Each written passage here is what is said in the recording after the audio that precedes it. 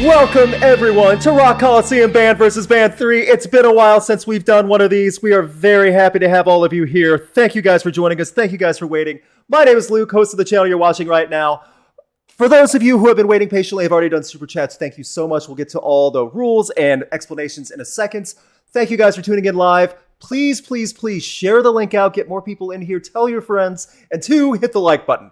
Hitting the like button actually goes a long way for these live streams to push it on YouTube to other people who may not be subscribed or see the video on their own. With that, let's do some brief introductions for all the new people who have no idea what this nonsense is. John, why don't you go first? Hey guys, I'm John. I run the channels ARTV and Beyond ARTV on YouTube. I talk about music of all kinds, but I tend to focus on like alternative, pop, indie, that sort of thing, occasional hip hop and electronic. And yeah, I stream occasionally on YouTube too. So if you haven't checked out the channel, feel free to do so. Awesome. Mark, go ahead. Hey there, folks. Mark from Spectrum Pulse. I talk about music, movies, art, and culture.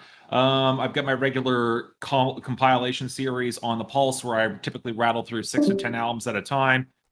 We may have just lost somebody. Yeah, but you're good. We're just trying to get Crash sorted. There you go, Crash. Yeah. Okay, we're back. Sorry, you guys all froze up on me there for a second. You froze up on us too. Oh, okay. Oh, God. I was like, Mark's just introducing himself. What the heck, Crash? Rude.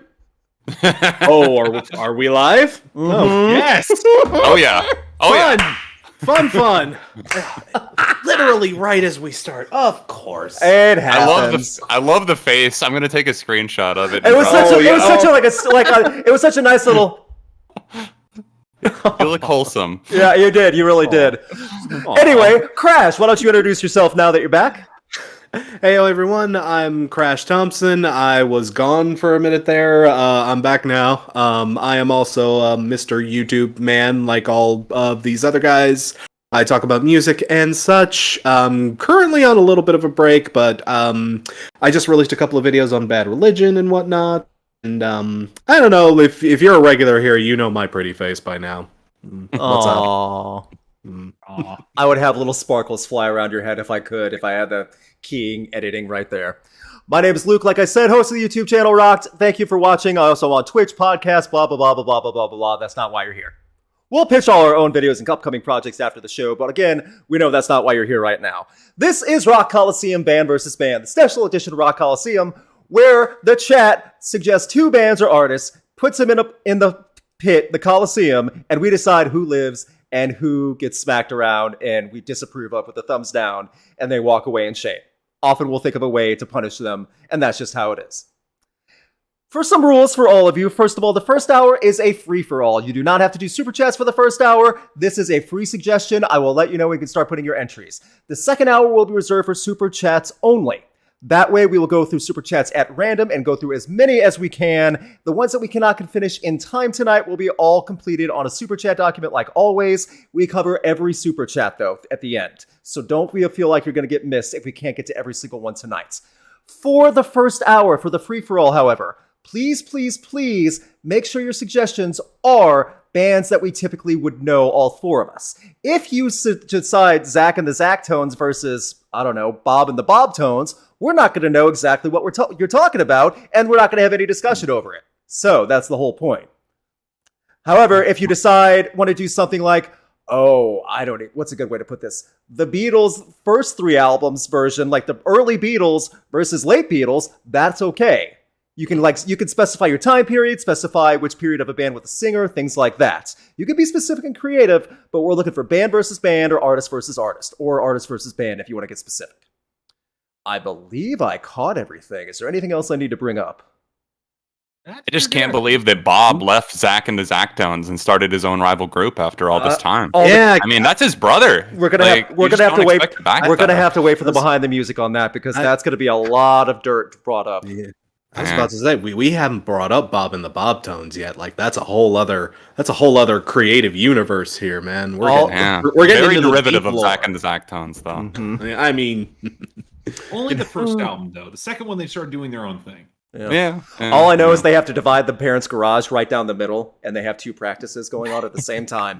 And one of them's doing Screamo, the other one's doing Dream Pop. What are you supposed to do? I know. And the dad's just sitting there taking Excedrin, like ice on his head. Oh, these kids.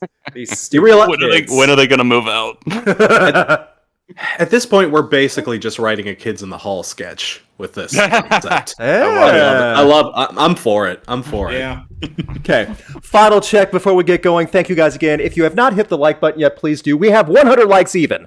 I like that so far. We have a good amount of people watching so far, and it's only been 7 minutes in.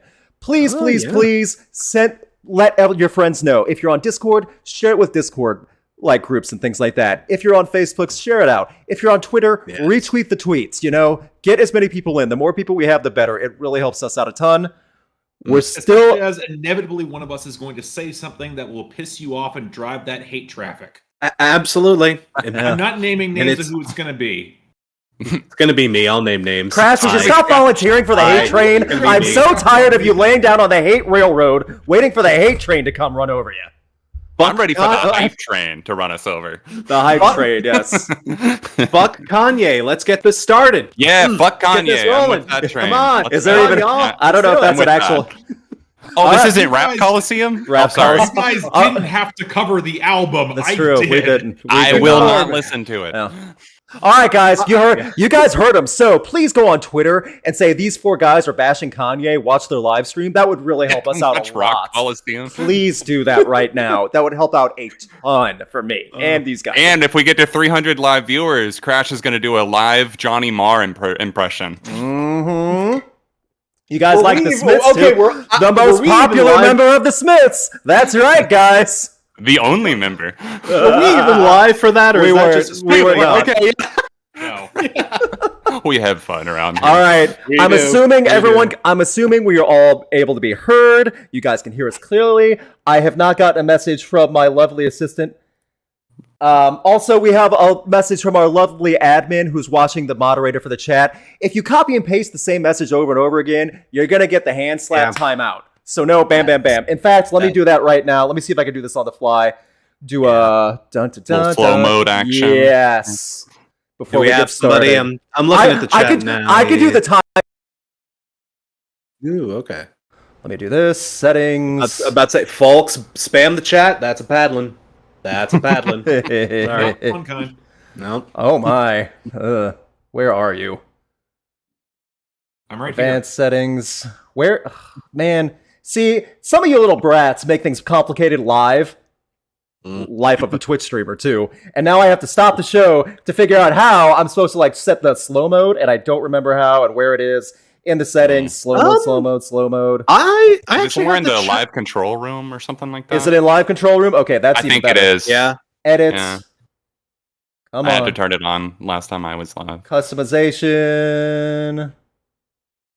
None. There we go. Well, in the meantime, I hope everyone's having a great day. Oh my goodness. Slow mode was on. Yeah, I was actually going to say, I have the chat popped up here in a window and it says slow mode is on in parentheses. You little brats. Well, in that case, never mind. I love your support, but you little brats. So, keep in mind, however, if you constantly spam copy paste the same obnoxious thing over and over again, that's not a request. You're getting a timeout from our moderator. Okay? Yep. So, and I'll be live. I can't decide what our moderator does. So just keep that in mind, too. All right. Now that that's all taken care of, you guys can hear us all. Now is the time to give your suggestions for our first round. I'll wait about 10 seconds. Yeah. Yeah. I'll give you a little boom. All right. As we get ready. Oh, please don't give us a lame one. Please don't let us start with a lame one. Oh, okay, Luke. How many years have we been doing this? We know that you want to know it. I asked little. I asked little of this though. And stop. Okay, not a lame one. Okay. Interesting clash, interesting clash of styles, but I guess I do kind of get it. Time frames a little bit. Very interesting. Deftones versus the Smashing Pumpkins. Okay. Okay, yeah, 2 very different vibes, but I think I see what they're going for here. I can't argue it. That's not a terrible one to start with. No, that's a good one. Okay. No, I agree. Okay, so I have a decision. Yeah, I do too. I do. Too. I do too. All four of I us. do too. Okay, we'll start in the order they are read. Deftones. 1, 2, 3. Okay. I'm the one. Damn it. I had a feeling And it the might Smashing be. Pumpkins. 1, 2, 3. Going against the grain on this, but yeah, Okay. Pumpkins for me. Okay, Yeah. Crash will I let think you. I won. Yeah, and Crash will let you start for the Smashing Pumpkins as the dissenter. Let's see, here's the thing. Of course, no disrespect to Deftones. I love me some Deftones. I'm a big Deftones fan, but also, and it's not to say that Deftones don't have classic records. They really do. But at the same time, it's like, I don't know. I think it just boils down to personal taste. The absolute classics that the Pumpkins have are just head and shoulders above some of the classics that Deftones have. Or at the very least, I would rather put on, if given the choice between Siamese Dream or, say, White Pony, I'm just gonna nudge towards like White Pony or towards Siamese I know what you're Dream, saying, yeah. or I was about towards to say. Freudian slip. I'm gonna ease towards that. I'm gonna ease towards Melancholy. I'm actually a big Adore fan. I'm that one weirdo who loves Adore. So I don't mind Adore. So I like Adore. yeah, I don't mind Adore at all. Adore's it depends on who you ask. It depends on who you ask with that record. But I don't know. It's just like it's for me. It's a close fight, but Time. Pumpkins barely edges it out for Gotcha. me. Is all. Mark, why do Deftones get it over the Smashing Pumpkins? I can imagine this might surprise some people, but keep in mind that I'm pretty mid on both of these bands. I went through all of Deftones last year. Their back catalog in order to get more familiar, so I can cover Olms effectively. I think there's more that I like consistently about Deftones than I like consistently about Smashing Pumpkins, because Smashing Pumpkins has better highs, but after about 98, it crashes hard. Basically, after Adore, I agree. Just yeah. Okay. So I'll just go with Deftones more. Okay. And John, why did Deftones get the thumbs up? Yeah, it's that consistent discography, to be honest. I mean, like, to have a catalog where I can go back and listen to, like, their first 2 records, and you listen to some of their classics, like Around the Fur and White Pony, but then to put out an album as strong as Ohms just last year, that speaks volumes. And Smashing Pumpkins have been chasing the pot at the end of the rainbow for decades at this point, trying to catch back up to what they used to be able to lay down, and no one's denying those early records. I mean, I love everything from Gish to Siamese Dream to even Adore. Like I said, I do like that record, but since then, albums like Zeitgeist and, I can't even remember the more recent ones because they're just forgettable. So Yeah. I'll be brief. mean, I'll be brief with mine. I mean, again, the 90s output from Smashing Pumpkins is untouchable. They were a defining part of the alternative scene with a unique lineup and vocal pattern for Billy Corgan, which is a unique vocal range to be that creative and atmospheric and flowing, and everything's so great. Deftones kept reinventing and reinvigorating with their own creativity. What Chino was able to do, both loud and soft, as well as some of the music behind him, how they were able to do something from the late 80s when Deftones started, keep in mind, 89, and they kept chasing and trying to make something more creative and not give a Deftones Part 2 album where it's just the same thing every album after album. After, like you guys said, 2000s onward, the 2010s, especially the Smashing Pumpkins, is all one amalgamous blob of similar sounding stuff, unfortunately. I do, and I'll end with this. I refrain from the live comment because I've seen Deftones many times. I've never seen the Smashing Pumpkins live. And you know what? That's another good reason. I've heard they're really hit or miss live. Are they? Yeah. I haven't seen them, but I've heard that. Yeah. Okay. Yeah. So, 2 things. One, some people are saying, Mark, if you could turn your mic volume up any. Yeah, I was about to say we got a few comments on that. Okay. And 2, Is that better? we'll wait for the chat. Go ahead and say something. Just count to 3. 1, 2, 3. Yeah, that's better. That's Yeah, good. that's Good. better. That's a lot better. Number 2, how do the Smashing Pumpkins get shamed out of the Rock Coliseum? How do they get punished? We They have to work with Billy Corgan. Yeah, I was going to say, and they have to play their original music too, the 90s stuff that people pay tickets to go see. Yeah, right. Yeah. None of this Oceana, none of this Seer, none of this other crap. No. They put out an album last year. And it was it was the most. I reviewed it. Very good. I reviewed it. As piss. I reviewed it. It is the most interesting thing they've done in like 15 years, and it's still not that great. Yeah. I'll defend a few of the songs from it, but as an overall album, it's bloated as all hell. It is Shocker. It's a double. Who would have guessed? By the way, before the next one, the rumor is he's trying to make a sequel to Melancholy, another double album sequel. Why? Why? I'm sure it will be great. Billy, please just shut up and play the hits. Shut up, play the hits. Run the NWA for some weird reason. That's a thing you do too, but just like what? Yeah, no, he runs the National Wrestling Association. He does. He owns it. He's a big part of the wrestling community. Yep. He has been for a while too. That's not where my mind went when I heard NWA. I'm sorry. Yeah, same. I'm like, wait, straight out of Compton? I can see the confusion. I can see the confusion. That's fair. That is fair.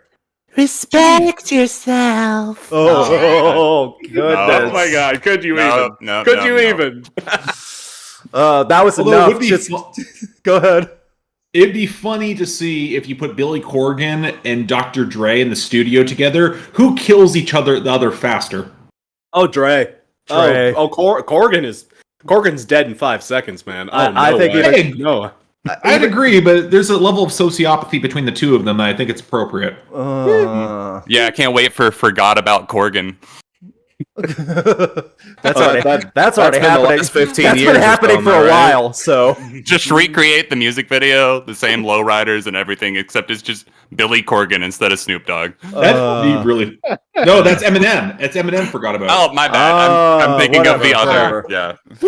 All right, we got our next one. Going back to the nu metal days, we were talking about nu metal a little. Not so much nu metal. I shouldn't say nu metal, but we're talking about that time frame. Chevelle versus Breaking Benjamin. Oh, okay. Okay. Yeah, no problem. Not a problem. In the order I do too. In order they are read. Chevelle, 1, 2, 3.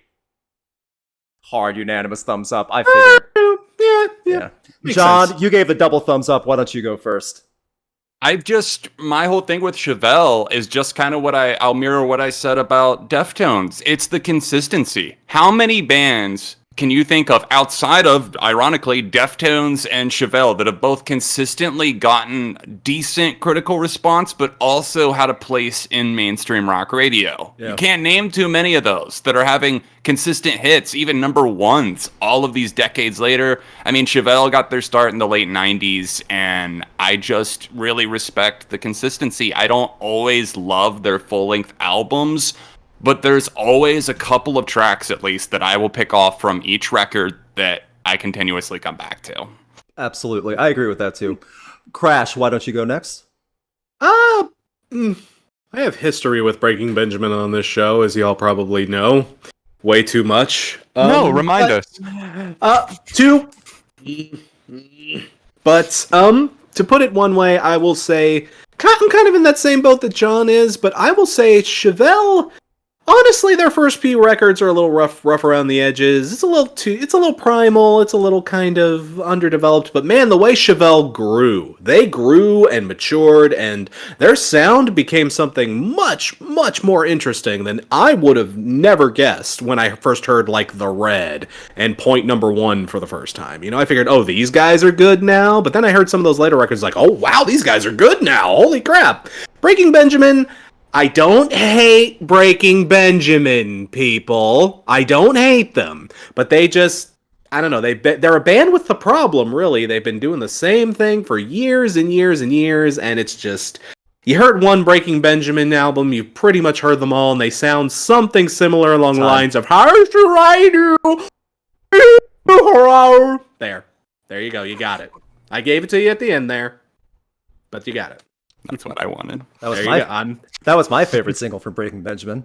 Mark, why don't you go next? Yeah. Was that the greatest hits album? I always held up a lighter. I'm gonna be honest. I'm not a huge fan of either of these bands. Again, Chevelle to me, at least seems to be consistently solid. They keep trying.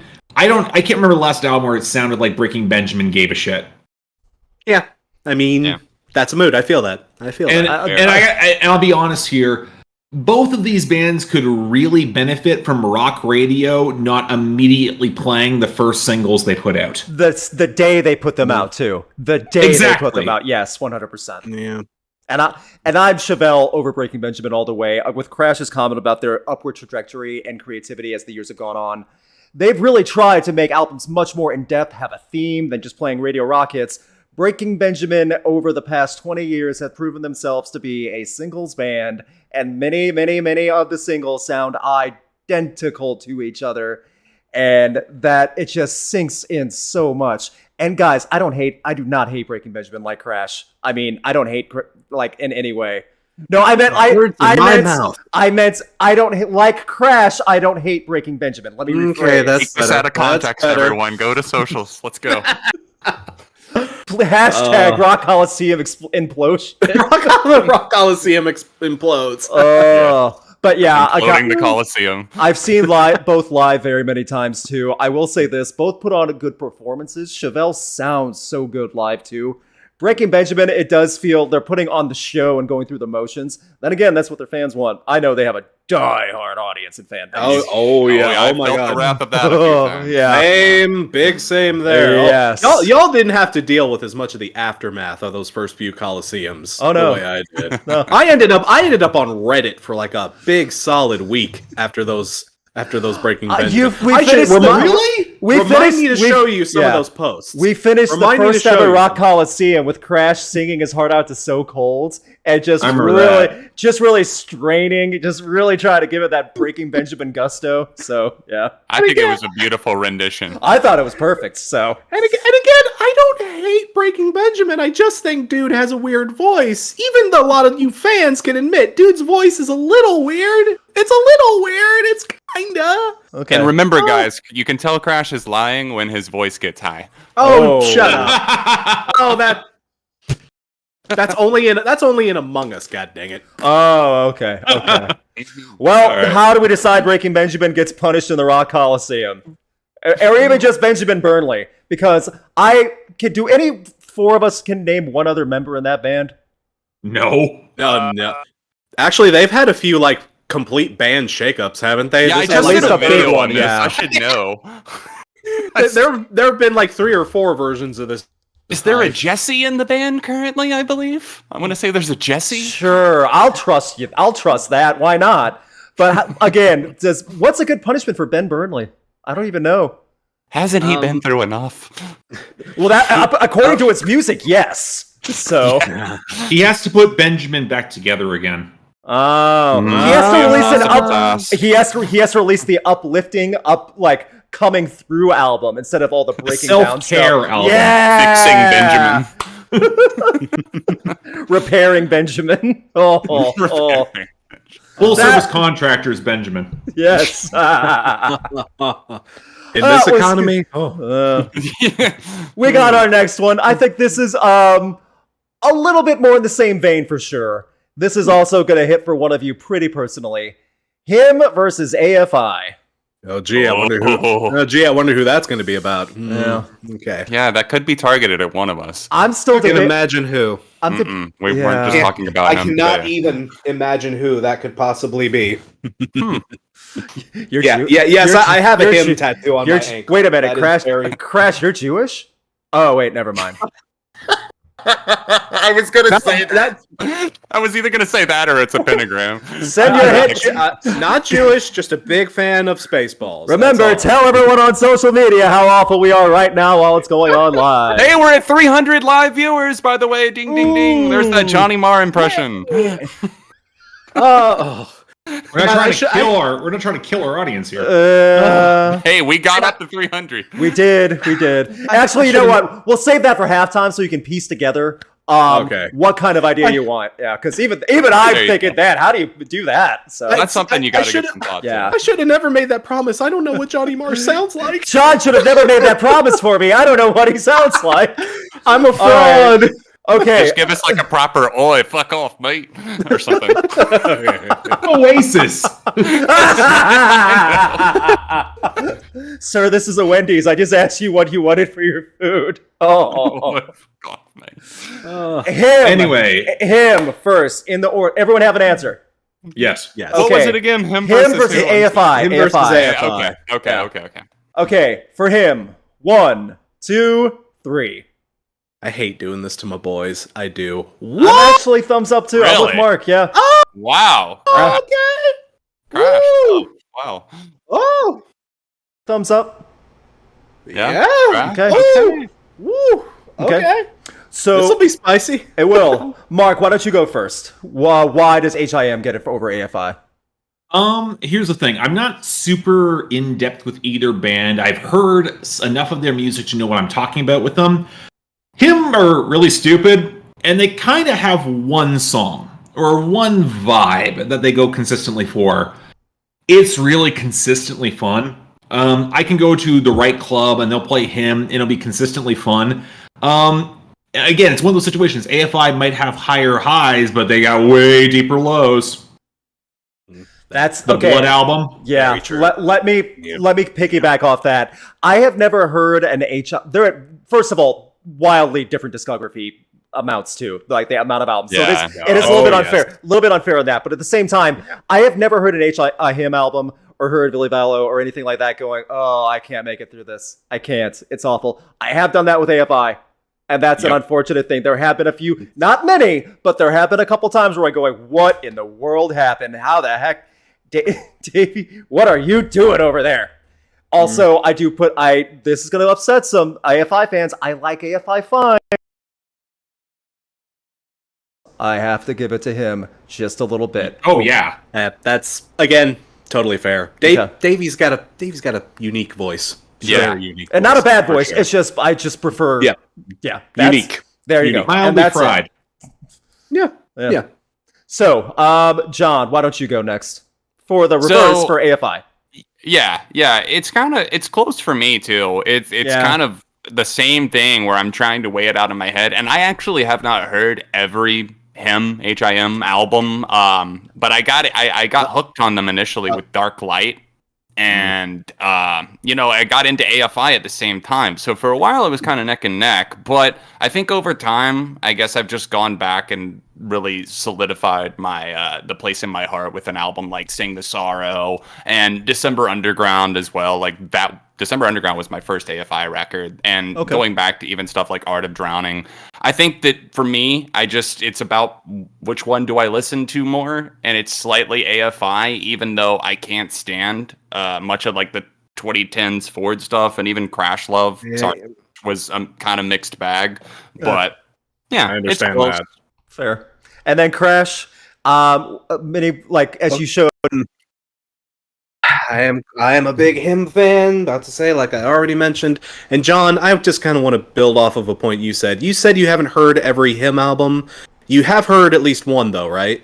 Oh yeah, Okay, then you've heard every him album. Don't worry about it. got it. Yeah. So Dark Light. I can't that's argue kind too of- much. That's the thing. I love him. I love them. But even I'm with all of you guys. Him is a band with something I've illustrated on my show many times, the problem. They got one trick, and that's about all they ever did. Granted, they were fan-fucking-tastic at it, but him was never a band that was all that inventive, or even really trying to be that inventive. It's a fun vibe. You always have fun when you put it on, but again, for me, the highs that AFI have achieved are just so high for me. I mean, I love him. I love his Infernal Majesty with all my heart, but we're also talking about putting their catalog up against Sing the Sorrow, against Black Sails in the Sunset, against December Underground, and the All Hallows EP, and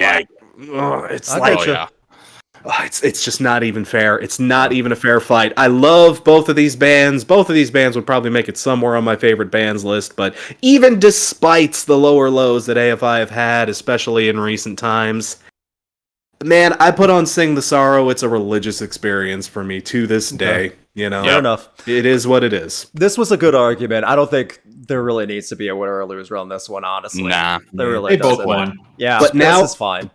But now I need to get an AFI tattoo to even things out. Yeah. Need to figure that out. Yeah. Crash Love, nice and easy. Get that right on the wrist. Yeah, that's true. Oh wow, that's dark. No, I've gotten the wrist done before. I know. but I'm just saying, man, that's a jump. Can you at least pick a better spot that's not that painful? Dang. Yikes. the wrist does kind of suck. I will admit. Yeah. Yeah. Good suggestion, though. I do like that. That was in theme. Yeah. Going to the next one, I just saw it come up here. This is interesting. Wait, I just want to make sure that Luke's mic got cut off quite frequently. All right, I'll try to back up. Maybe it's a noise gap thing. I apologize about that. Hopefully it won't cut out anymore. Let me know, guys, if there's an issue with my mic. If my lovely moderator would let me know if there's any issue with my mic, please let me know. So, up next, I just saw this one come up, and I do think it's a good one. I don't think we've done it before. Some 41, not 31. Wow, I'm an idiot. Some 41 versus Blink 182. Why do I feel like we? Yeah, Have we? If we have, we'll skip it. Done that Okay, one. We've done then this one. we'll skip it for now. Okay. It's a good suggestion. I just didn't remember. So okay, let me go. We over haven't here. done some. We haven't done some 31. The No. great value version of some 41. Yeah, That's just their instrumental work without Derek. correct. They're from a part of Canada we don't acknowledge. No, Yukon's fine. Oh, It's from okay, got it. Saskatchewan. I was about to say, yeah, Gotcha. them rough riders. Oh, Yeah. okay. Okay, I just popped up for the next one. No offense to any of our Saskatchewan audience who may be watching, you are exempt. Yes. Yeah. No, I have all the offense for that audience. Damn it, Mark. Go to Just social try media. it. I have had Luke, I have had to tried. go. Guys, if you could go to Regina, Regina is terrible. Guys, if you could please go to social media and share the link saying Coliseum against Canada. We need the views, so please hurry up with that. Yes. Keep So- the order down. Luke, please do not turn an entire nation against me when I'm about to visit it next week. I'm farther Please, south. don't I'm do safe. that. I'm safe from the border. I'm fine. So, Luke really said keep the border closed. the northern border? Keep the northern border closed. Yowza. Okay, enough clickbait. Let's move Yeah, on. let's go. yeah, Where yeah. was it? I'm sorry. There it is. Okay. Our moderator just said, don't notice any audio issues. Thank you. Also, our moderator, this one's for you, I guess. Shinedown versus Seether. Oh, not close. Okay. I mean, Yeah. Let's. I got an I think. I got an answer I think. for this. Yeah, I think so too. Shinedown. 1, 2, 3. yep. Not Yeah. even. Not Yeah, I even. figured. Not even I had a close. feeling. Not even close. I'll go first, and I'll be brief. When you have Shinedown, who after 2008 or so, when the Sound of Madness came, they really blew up and started hitting their stride, making much better music. A vibrant livelihood for the band. Every album sounds strong. Vocalist comparison, music writing comparison, I don't think there's a difference really. Live comparison, there is no debate. Shinedown over Seether. I'll just leave that too. So, Yeah. Crash, how about you? Why for Shinedown? For me, I'm not even sure this is fair because with Seether, I have kind of a. Seether was that band in high school and like super early college. I was just head over heels in love with them. Disclaimer 2 came out, and I was like, oh, this is the best shit ever. This speaks to me, man.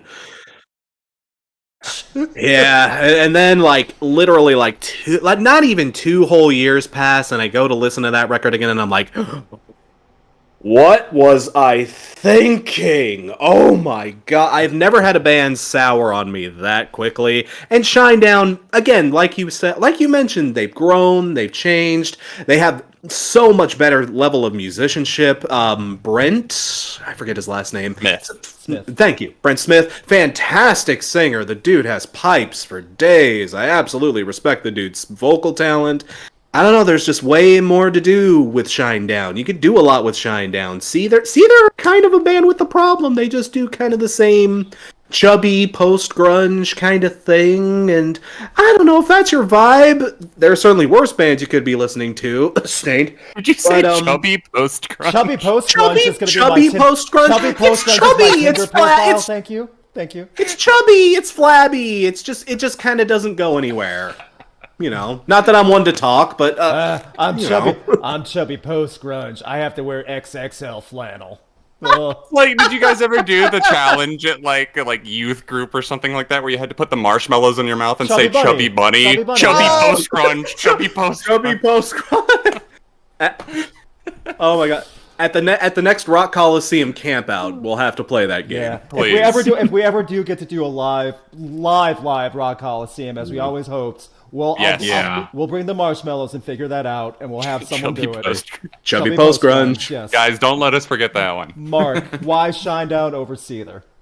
You see, the funny thing is that, like, I also don't think this is a contest. Once again, I'm kind of mid on both the bands. Shinedown has better albums, just in terms of my general experience. And as much as there's a couple Seether songs that are great on a workout playlist, I also remember when Seether briefly went country. That was no fun. They That really was No, it no was not any fun. They It was really bad. Like, so, like, they can stick with their chubby post-grunge all they want. Keep them away from any twang. Yeah. Mark, I will say this. In Seether's marginal defense here, their country was still 1,000 times better than Aaron Lewis's country. I'll give him that at least. True. Very, very, very Seether least. Keep in mind, that came out in 2011. The bar for country in that year was Jason Aldean. So, and they Another were good below that bar. Yeah. Another Also, very good I will point. give credit to Seether. They do not have racist country anthems that are asking know. for the Confederacy to be. That we know of. I mean, Yeah.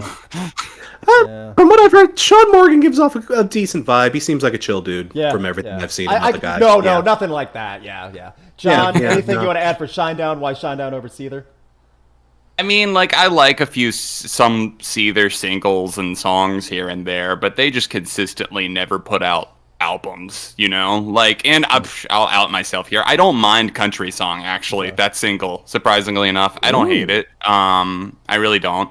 But Shinedown, Brent's voice, despite their inconsistencies, I definitely think that they just deliver a better, not only live show, but just product as a whole. There's more appeal. It's like hanging out on a cloud versus hanging out in the sewers. Which are you going to choose?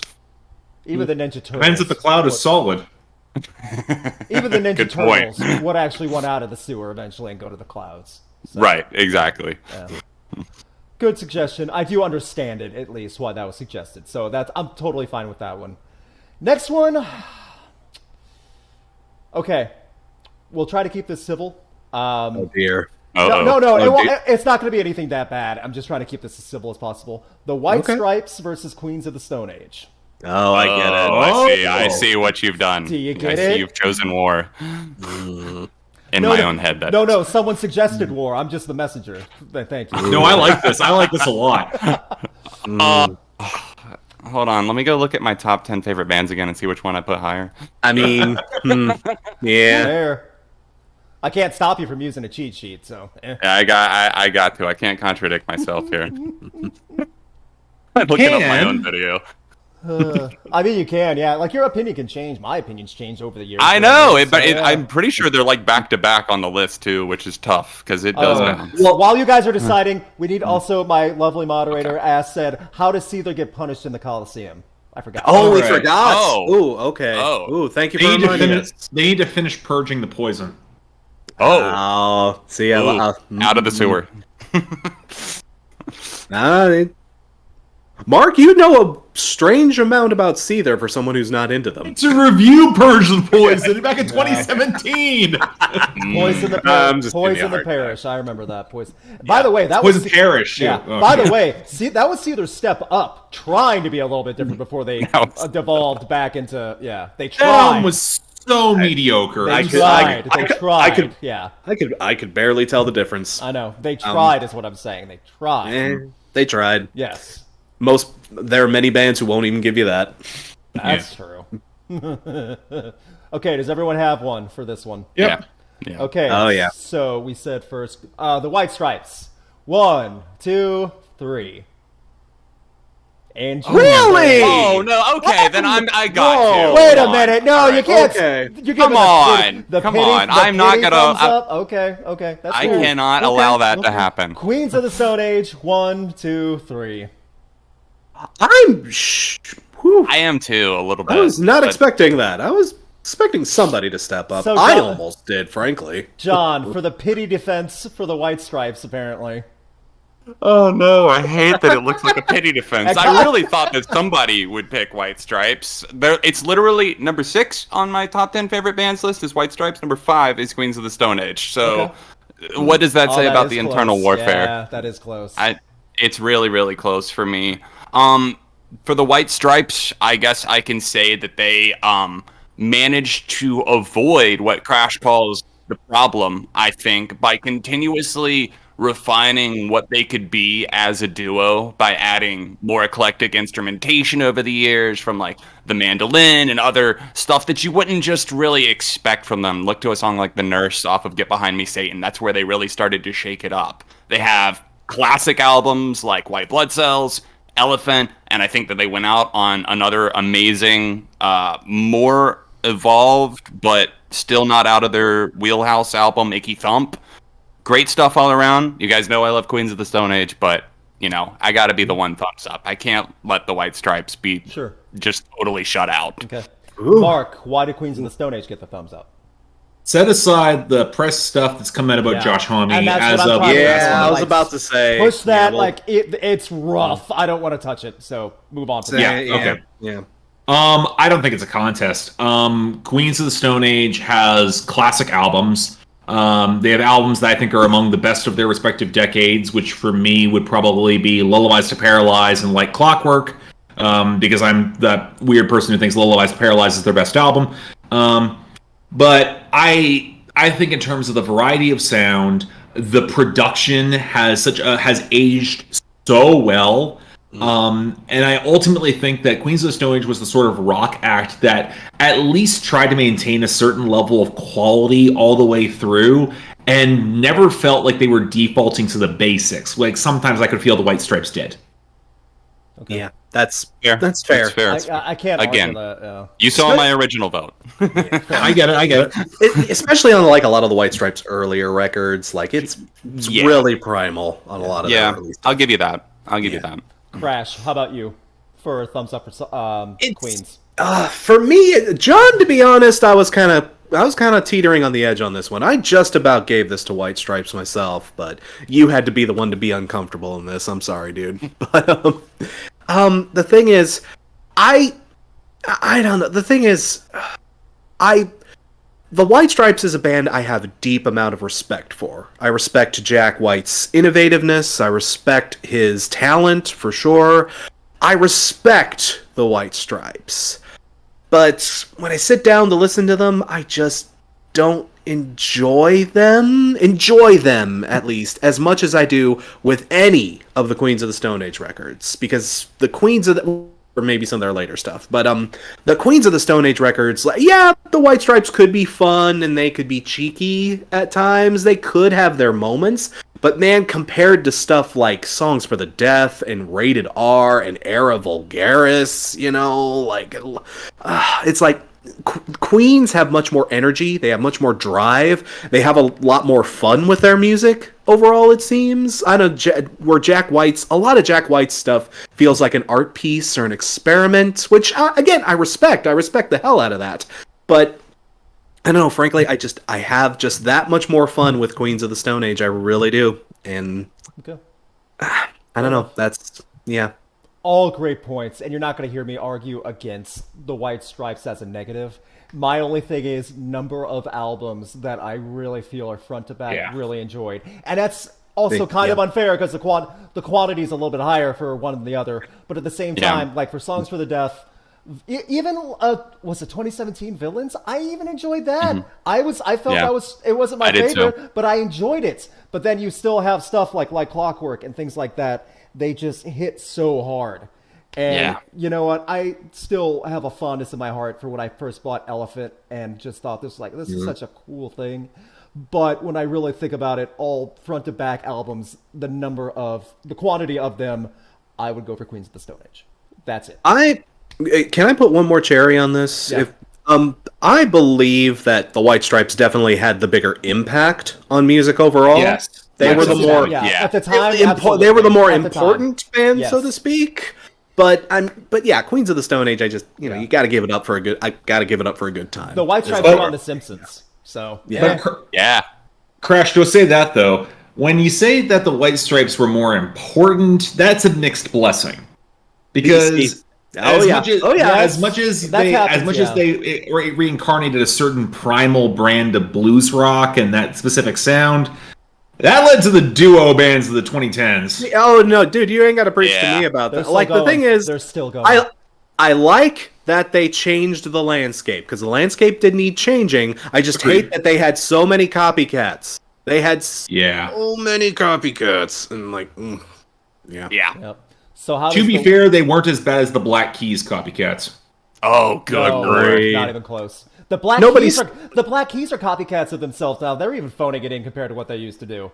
Oh yeah, we know. I mean, nobody stands the Black Keys anymore, right? That fandom is done. Dads in their 40s. Those people used to be in my comments. They don't show up anymore. That Covers album was just a chore to get through, and it's like, this is a thing. So how do the White Stripes get punished? This is a unique one because. I'll have to excuse myself on this one. I cannot participate. Put Jack and Karen in the same room? Yeah, they have to.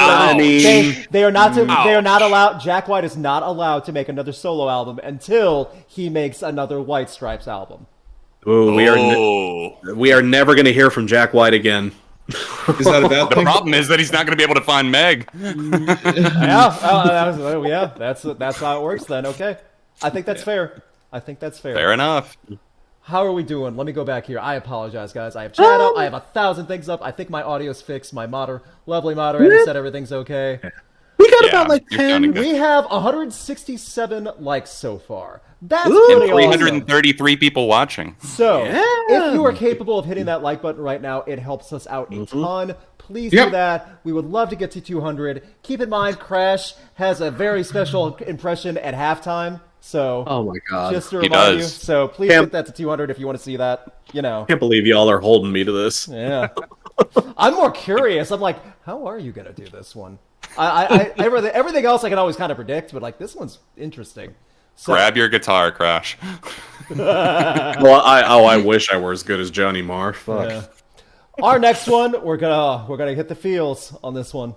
Ooh. Oh. Okay. I think I know the answer, but I'm going to give it to this one. La Dispute versus Touche Amore. Oh, yeah. Okay. I have an answer, but I do think this is. So do I? Yeah. All right. Everybody ready? Yes. Okay. Yeah. Sorry, chat popped down. Okay. La Dispute. Sorry, zoned out. 1, 2, 3. Yeah. Oh, it's unanimous. Well, okay, wow. I get it. Yeah. For La Dispute, I mean, every time they release a new album, even as close as Panorama, I remember anticipating what they're going to try to pull. And every second of the first listen of every La Dispute album is gripping and eye-opening, like, I got to hang on to something. Is everyone okay? This music's beautiful. I'm worried about every single one of you, though. Please just let us know you're hanging around. Touche Amore, I truly appreciate. I do think they're great, but they have never had that strong of connecting impact for any of their albums like La Dispute had. That's my reasoning. So, John, how about you go next for La Dispute? I will say that I'm not as versed in Touche Amore in terms of full-length albums, and I have friends that are like ride or die for them. Sure. So I think I get the connection. They're both very emotional listens in many ways and very cathartic, I think, for a lot of people. So no hate, obviously, to Touche Amore. But La Dispute, kind of like you were saying, Luke, I think you just kind of get that pensive, like, emotional, like, in your gut type of feeling when you're listening to a lot of the stuff. It can be so subtle sometimes, but still so effective. I mean, an album like Rooms of the House is just fucking incredible. Yeah. Like, I love the way that album flows. And you mentioned Panorama. That was another fantastic album. Yeah. I know, I believe Crash and Mark reviewed it together. Yeah. So good. And you both gave it 9 out of 10. It was on my best of the year list as well. It was high on my best of the year list that year. So it was up there for me too. We all loved it. It was on my list. Yeah. We all loved it. I think that says a lot right there because we all tend to enjoy different things. things, but that is another one that brought us all to a connecting wavelength. So I really appreciate what they do all the way from the debut up through Panorama. Sure. So, Mark and Crash, since you reviewed it together, that's the perfect segue. I forgot that's how you guys did it. Mark, any thoughts you want to give? And Crash, you can chime in on this one if you want for the back and forth, because you did cover it together. But at the same time, Mark, how about you lead right now, then Crash, you follow. This is pretty easy for me. La Dispute was a band they converted on me purely on live performance. I've never I saw them live at a festival, So on a whim, and I'm like, holy shit, this band is fantastic. Nice. Went back to the back catalog. My personal favorites are still Wildfire and Panorama. Wildfire is so good. This was a band that convinced me that I could like post-hardcore. Okay. And when you have a band that flips you on an entire genre of music, it kind of rises above Touche Amore, who I will say who's getting kind of ignored here. They're a more accessible band, and I think they deserve a lot more credit for that. That's a fair description. I absolutely agree 100% with you there. Yeah. And Fair. And to be honest, I don't have much. Honestly, I don't have much to add. A lot of you guys have covered a lot of the bases I wanted to cover here. I will say, I do want to show, even though Touche Amore didn't get a lot of love, well, they did, but they didn't. I will say Touche Amore, their Stage 4 record. I've been seeing it in the chat. Yeah, I've been seeing that in the chat a lot. Like Stage 4. Oh my God! You want to talk about a heavy album, an album that deserves some real damn cred? Yeah, Stage 4, for real. Just want to throw that out there, but I think for me, La Dispute does just kind of barely take it because, again, we're talking about the lyrical content, the lyrical depth, the things they've covered. Like Touche Amore, I love Touche Amore, but they really only have one album that's a Stage 4. They only have one Stage 4. Like La Dispute have like Wildlife, and they King have Park on that album, man. Oh my God, King Park. King Park. That album makes me cry, man. I swear. Yeah, It's like I use the word gripping. It still just has a chokehold on you when you listen to it. It really does. That's the La Dispute pulls a Stage 4 level album with just about every album they put out, and that is just. That's hard to do, and they do it every time. So they do, it's crazy. It is absolutely How do we punish nuts. Touche Amore? Because that We don't. I don't want to. I don't want do to. that. No, That's sad.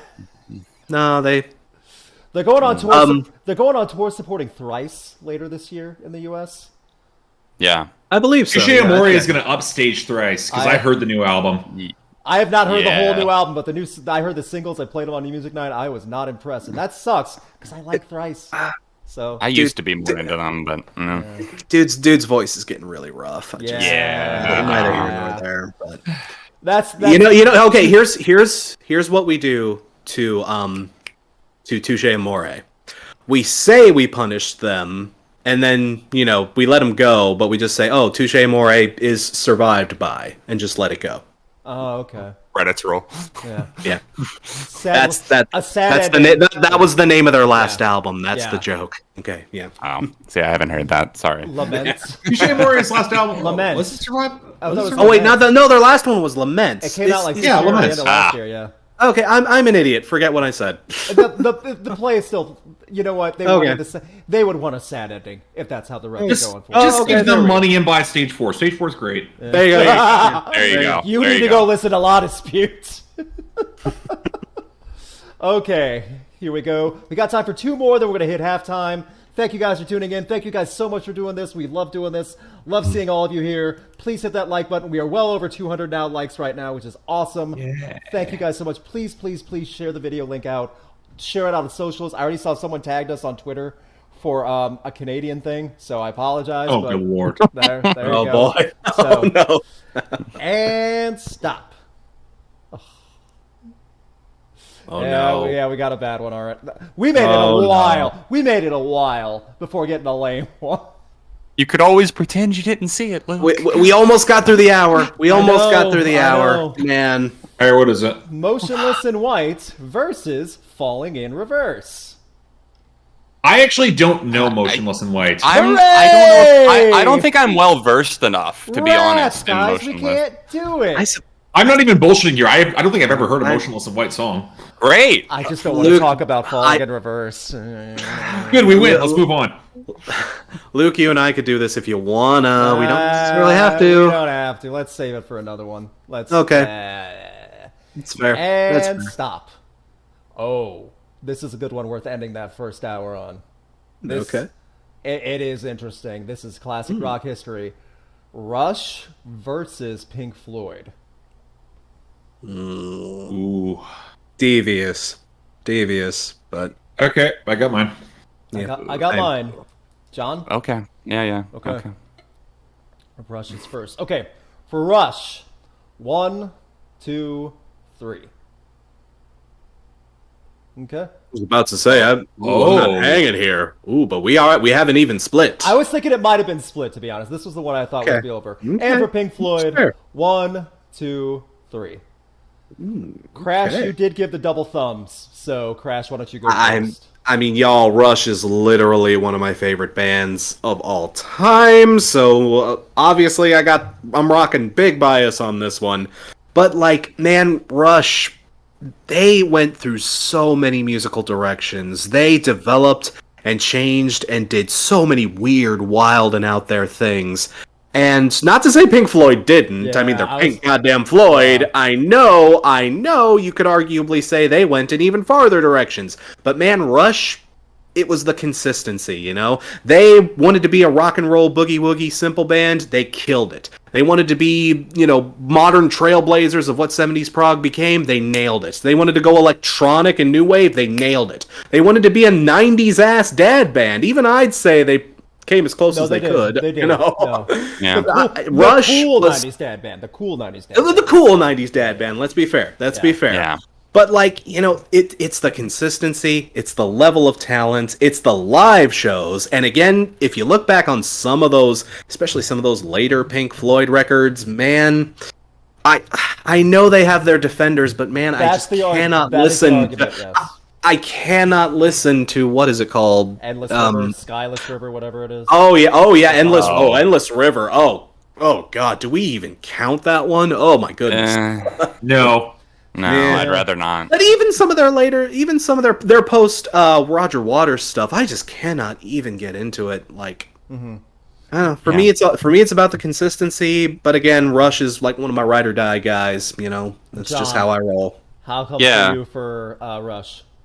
Let me tap into what Crash was finishing on there with the consistency point, because I think that's something that I didn't even necessarily think of, but I'm thinking of right now, is the fact that, Rush primarily had the same lineup all throughout. And I think that lineup might play a huge factor in the fact that they were so well received, so consistent, so able to be on the same page and transform into new chapters together as a unit, because Pink Floyd from the start were changing out members from Syd Barrett early on to Roger Waters leaving. There were so many changes, and of course, they've got so many of the classic albums. I just think even 2 years ago, I probably would have given you a different answer. But now, having gotten into a lot more of Rush's catalog, my God, they pull off not just the classics like 2112 and Moving Pictures. I've really gotten into albums like Grace Under Pressure and Signals and Hold Your Fire and Power, the 80s stuff. There's just a lot to geek out over. They can do prog, they can do pop, they can do prog pop and be somewhere in between all of those sounds, and it's just so much goodness. So I have a lot of love.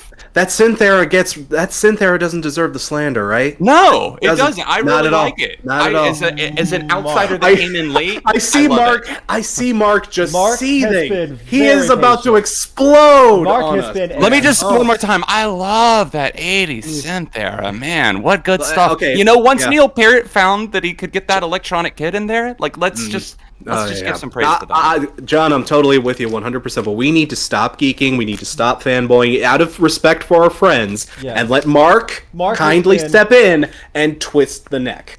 Yes. Mark has been beyond patient. So, Mark, how in the nine hells am I stuck defending fucking Pink Floyd here? You're not the only one. You're not the only one. You go for it. Okay. You and Luke. Okay.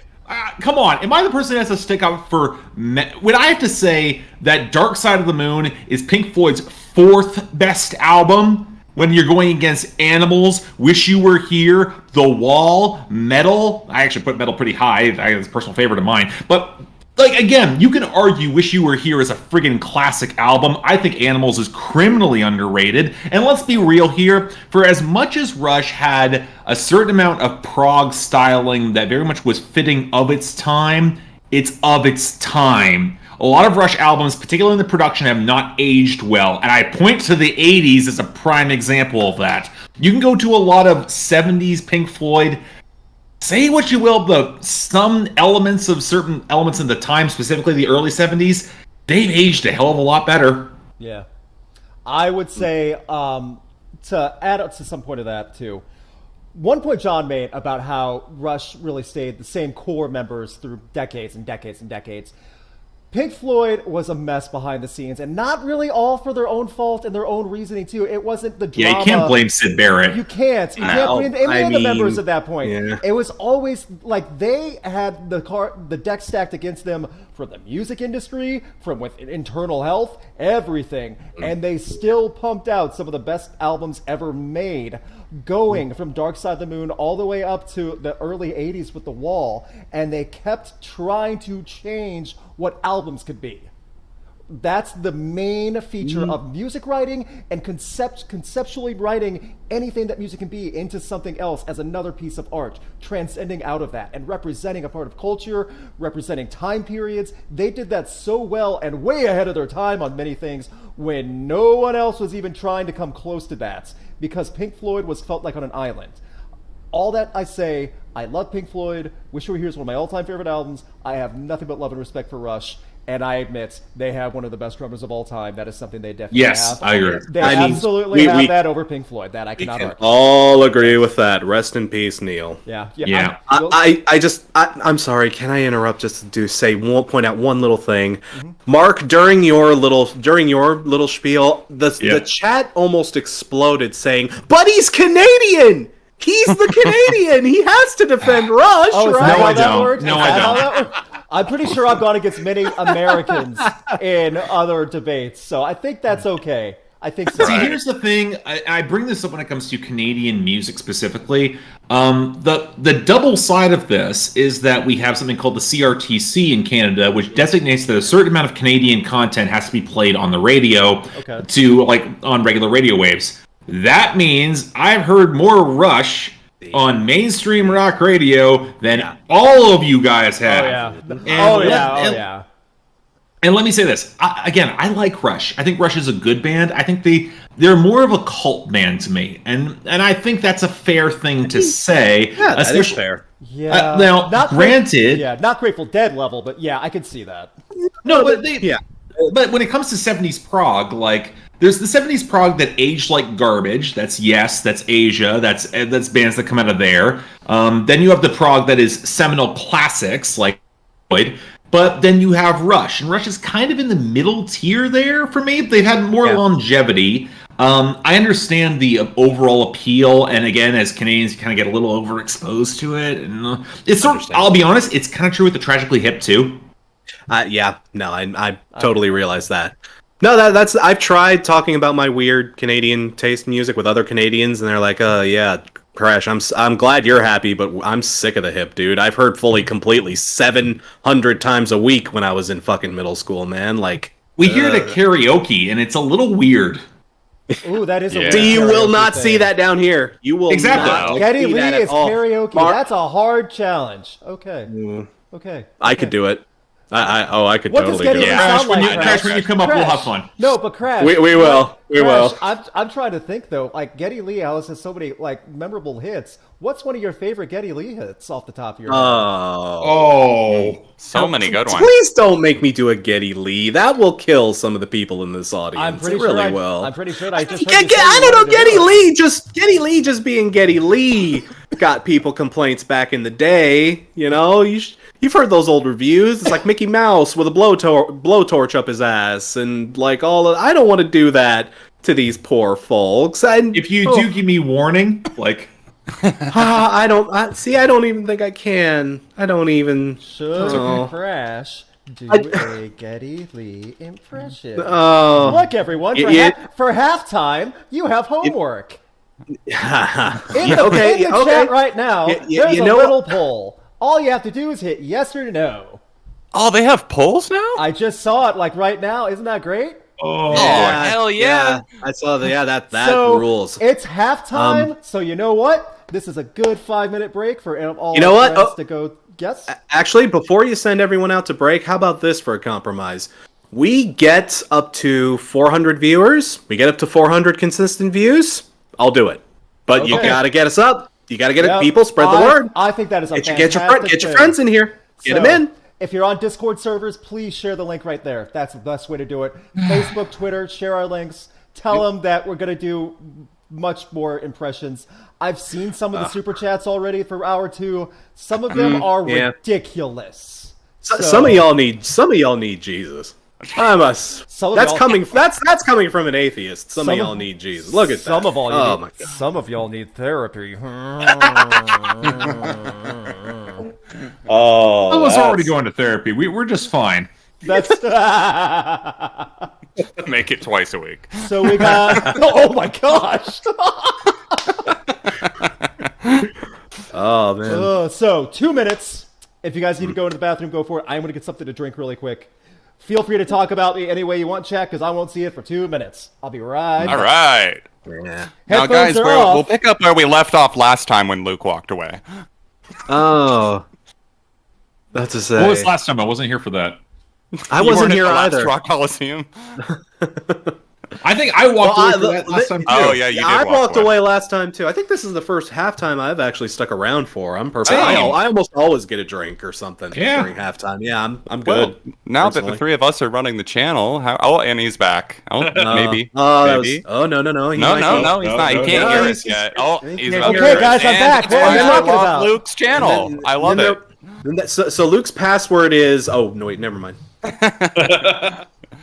Big Furry Kittens 84-7. Dang it! Now I gotta change it again. Okay. I'll just brief thing before we go into the next, because you're talking about passwords. I'm sorry for hijacking this. I left the hospital job a couple months back. I told you about the many IT problems that were on there. Personally, just going. Oh no! Oh yeah! Oh dear! I don't have to say a name, and this person doesn't even work there anymore, so I can say this. We sometimes had to log in for people because they or they would reset passwords right in front of us, which is bad. So we had one physician whose password would always, if he ever had to update his password again, he would just increase the number at the end of the password string by 1. Oh no! So say if just New Day's on a shirt, so New Day 55. Oh, let me make a new one. New Day 56.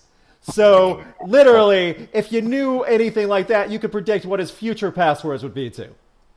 Oh no! Oh my goodness! I worked in IT security. This hurts me. I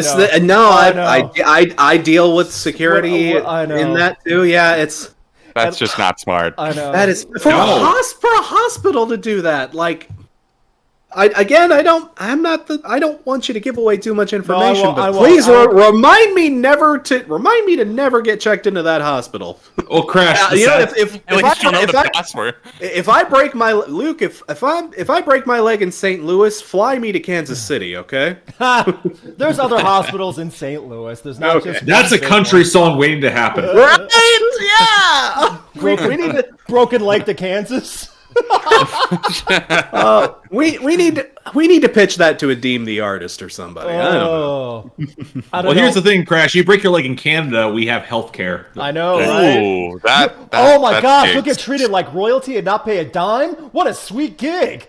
Really? Such a foreign concept. Are you sure? Meanwhile, me thinking about my plan for next year that I'm going to have to pick out in advance as I buy my own health insurance and have to pay out the ass. I just did that. Being self-employed is fun, isn't it? I just did that for student health insurance. Holy crap! And I got a discount, and it still hurt for a year. So, I get a discount too, but still. All right, here we go. Super chats, please keep them coming in. We will go through as many as we can. However, we're not going to be able to get through them all. So we will have the Super Chat document. We will fill that out in the next day or two, making sure every single person gets listed off by name, what their suggestion was, and what we think. Thumbs up, thumbs down, possibly snarky comments for some of them, as we always do. I will never ever forget the one time that Chud got drunk and just posted a bunch of random stuff for Super Chats. I will never ever forget that. And I just remember the four of us burying him because he deserved it on that document. See, this is what we don't mention because this drives encouragement. If they do it again, they're going to get their name ripped apart, and they're paying for it, though. There's no way anyone's that dumb. So I disagree. I disagree. I disagree. Okay, you guys have lived in the States for the past 18 months. Like, you understood exactly how dumb can go. Mark, my goodness! Don't remember. Mark just dunked on us so hard, we're never getting up. Dang. I mean, real talk. Realist of real talks there. All right, we ain't got nothing to say about that. Thank you guys so much. Let me do this again. Keep the super chats coming. We will go through as many as possible. You guys ready to buckle? You guys buckled in and ready to do this? I'm ready. I say we get to as many of them as we can. I want to also. There are some great ones. There are some weird ones. By the way, I'm ending the poll right now. Over 200 people voted. 92% of this 200 people that voted said yes, they want an impression of Geddy Lee. So we don't have. How many people do we have in the call? We're lower. We're lower. We don't have near 400. See, y'all. They didn't want it. They didn't want it bad enough. They didn't want it. Y'all, if you want it, I'll do it. I am a kind host, but I have to have, we need to have our needs met too. So. You guys have neighbors. Crash is dangling the cookie at the end of the treadmill. Yeah. That's only 120 people. We pulled out Stranger Things. Is that the Chubby Grunge workout? Or the Chubby Post Grunge workout? Could be on the end of a treadmill? That's just funny. Yeah, I'm going for the Chubby Post Grunge dad bod. There's a bottle of Coors Light and some Oreos on strings at the end of a treadmill. Oh, it's not a bottle. It's a 12-pack, and it's all in can. Okay. This is going to be something. Get ready, guys. Let me scroll. Okay, they're coming in. Thank you guys very much for sitting in. And here, let me pop this over here. Sorry, I gotta do this. That's good. And stop. Interesting. We had Sum 41 before, but I don't think we've done this one. Paramore versus Sum 41. Oh, I'm going to hell. Ooh. Oh dear. I know. I think I know where that's going. I think I know where this is going too. What a response. But Mark, I feel for you. I think I know what you're going to do, and I feel for you. Am I right? Okay, all right, here we go. You know what? All right. And this is not a bad one. To whoever, to the Reverse Flash. Oh no, not at all. The Reverse Flash. This is a fair one. Okay, Paramore. 1, 2, 3. I mean, yeah. I had a feeling. And Sum 41. 1, 2, 3. Okay. And Mark, I don't even begrudge you. I'm close, by the way. I am very narrowly close. But Mark, why don't you go first as the dissenter for Sum 41? I'll keep this short. I made issues in the first episode of Rock Coliseum anywhere with my opinions on Paramore. They haven't changed. Sum 41 have actually gone up in my personal opinion in recent years. Like I think they're a more solid band than they often get credit, especially given how they've gotten heavier and more interesting off that last album in 2019. Yeah. Overall, I think their singles have held up really well, and I will enjoy listening to Sum 41 more than I listen to Paramore. And ultimately, can't really go beyond that. Okay. Fair. Okay. Fair. John, you had the double thumbs, so why Paramore over Sum 41? I like Sum 41, but I think that they're a singles band in many ways. I think that they've had some great albums. I really liked, like we were just talking about, their most recent one. I loved that. I think it's actually possibly their best album. And that's saying something that late into their career, so that's great. Maybe my answer will somehow change in the future. But here's the thing. For as many styles as Sum 41 have tried on, and both bands are about equal in terms of lineup changes. They've both been very shaky with that. Yeah, for as many times as Sum 41 have tried to shake up their sound, I just don't think that it comes across as dynamic as Paramore's shifts have. I mean, After Laughter shouldn't work as well as it does. I mean, you know, the synth pop, brighter but depressed undertones, like with the lyrics. It's great, and, you know, ranging from that to the early stuff like Riot, that's much more angsty pop punk. I mean, you know, and everything in between. The self-titled doesn't get enough loved, and I think Brand New Eyes is their best record. So they've got the albums to back it up. Sum 41 has those singles, but people, I think, will more gravitate to like full-length albums of Paramore. Okay. Crash, Paramore, why?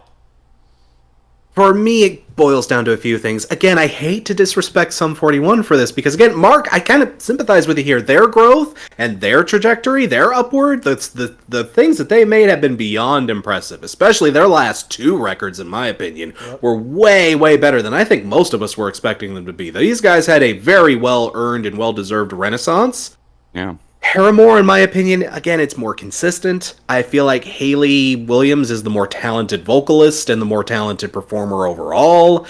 I feel like she has a lot more to say lyrically. Again, like listening to listening to albums like Brand New Eyes, right next to their last one, the self-titled, right after the one after that, After Laughter. That is a huge jump in sound and spectrum from them, and that's not to say that Sum 41 didn't have their jumps as well, but like, man, it's almost like you're listening to a different band, listening to a lot of those things. And Paramore, again, when they were bright, emo pop kids, and, you know, the memes with, back in the early days, I don't think people gave Paramore a lot of credit. They were the emo band with the girl. Basically, back in the early days, they were the alternative press poster child. The AP, to that crowd, it was like, whatever. The Paramore, okay, fine. I don't know, just seeing them grow and explode into something so much more with so much depth and so much actual resonance to them. It's like, sure. I just got to give it up. And again, you can say a lot of this about Sum 41 in their own way, but I just don't think it matches the same level. Okay. Just in my personal opinion, at least. Again, don't want to show any disrespect for Sum 41. I love Sum 41, but man, Paramore just gets the edge for me. I'm very close myself. I give the edge a little bit more to Paramore because full albums, and like you say, like Bright Eyes and stuff, like even it's more recent stuff, ever since it's become a Haley more, technically. It still does work. The thing is, though, when Brown Sound... I don't remember his name, and I apologize, because he calls himself Brown Sound. When he came back to the band, you could tell there was another flare and uptick in music quality writing and everything like that over the last few years. Yeah. Everything. From and when Derek got clean, and everything's polished, and everything's much better, Sum 41 has been killing it. The thing is, though, there was a dark period for Sum 41, in my opinion. That's just a little bit too damaging. And Paramore doesn't have anything that low, and unfortunately. I don't love Brand New Eyes the same way everyone else does. Okay. That I know that's a me thing. Okay. I also, personally, in my opinion, I think that Sum 41 will have more longevity, longer term, because it seems like Hayley Williams is off doing her own solo thing. To be fair, Sum 41 already had like almost decade head start too, so that alone, that's gonna give them yes more. And no. They were both starting the very early 2000s, and they I guess that's fair. Paramore, I always could consider 2008, 2009. Yeah, their first breakout was 07, 08. Sum 41 started in the late 90s. Yeah, I always piece it that way. So maybe that's me, but so I guess for me, the one thing I do want to bring up is I think that Sum 41, to me, and this is going to sound like a weird comparison, I think they have the potential for a Descendants-esque progression in terms of being able to maintain consistency within their lane, but also expanding, getting a little heavier, a little rougher, a little faster.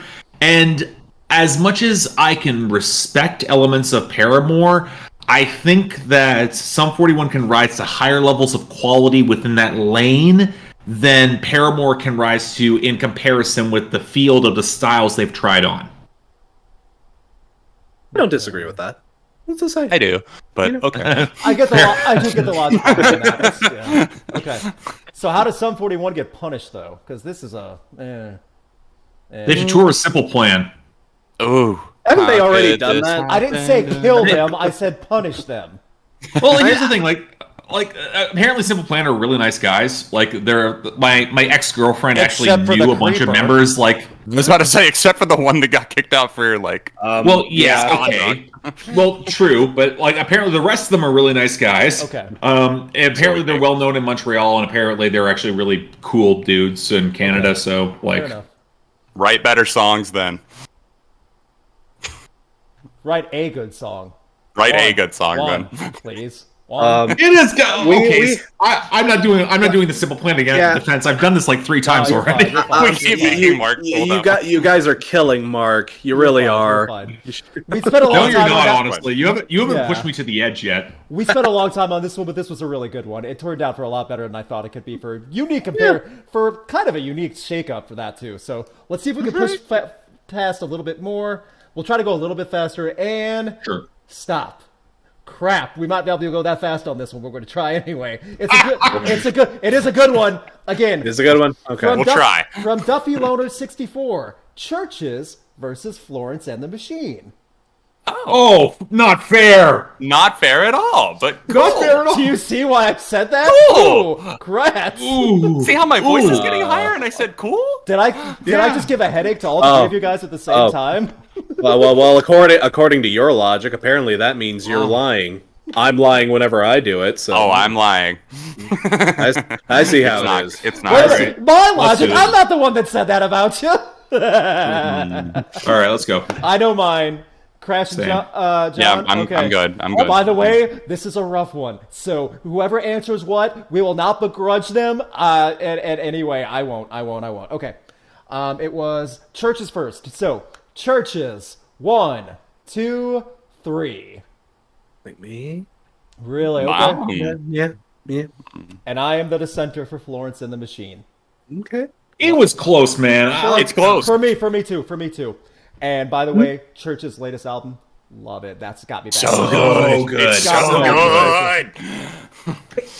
Crash? Luke, do you mind if I go first Absolutely. on this one? Go ahead. If you want to go for it, Crash.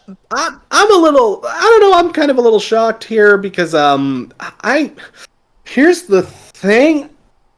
I don't have strong opinions about either of these bands, if I'm being honest. I for you. honestly don't. Like, I've heard some of their stuff. That's the least controversial thing that's been said all night. They're generally fine. If you gave me tickets to a show, I'd probably make time to go, but Chvrches barely ekes it out for me because I like some of their singles a little bit better.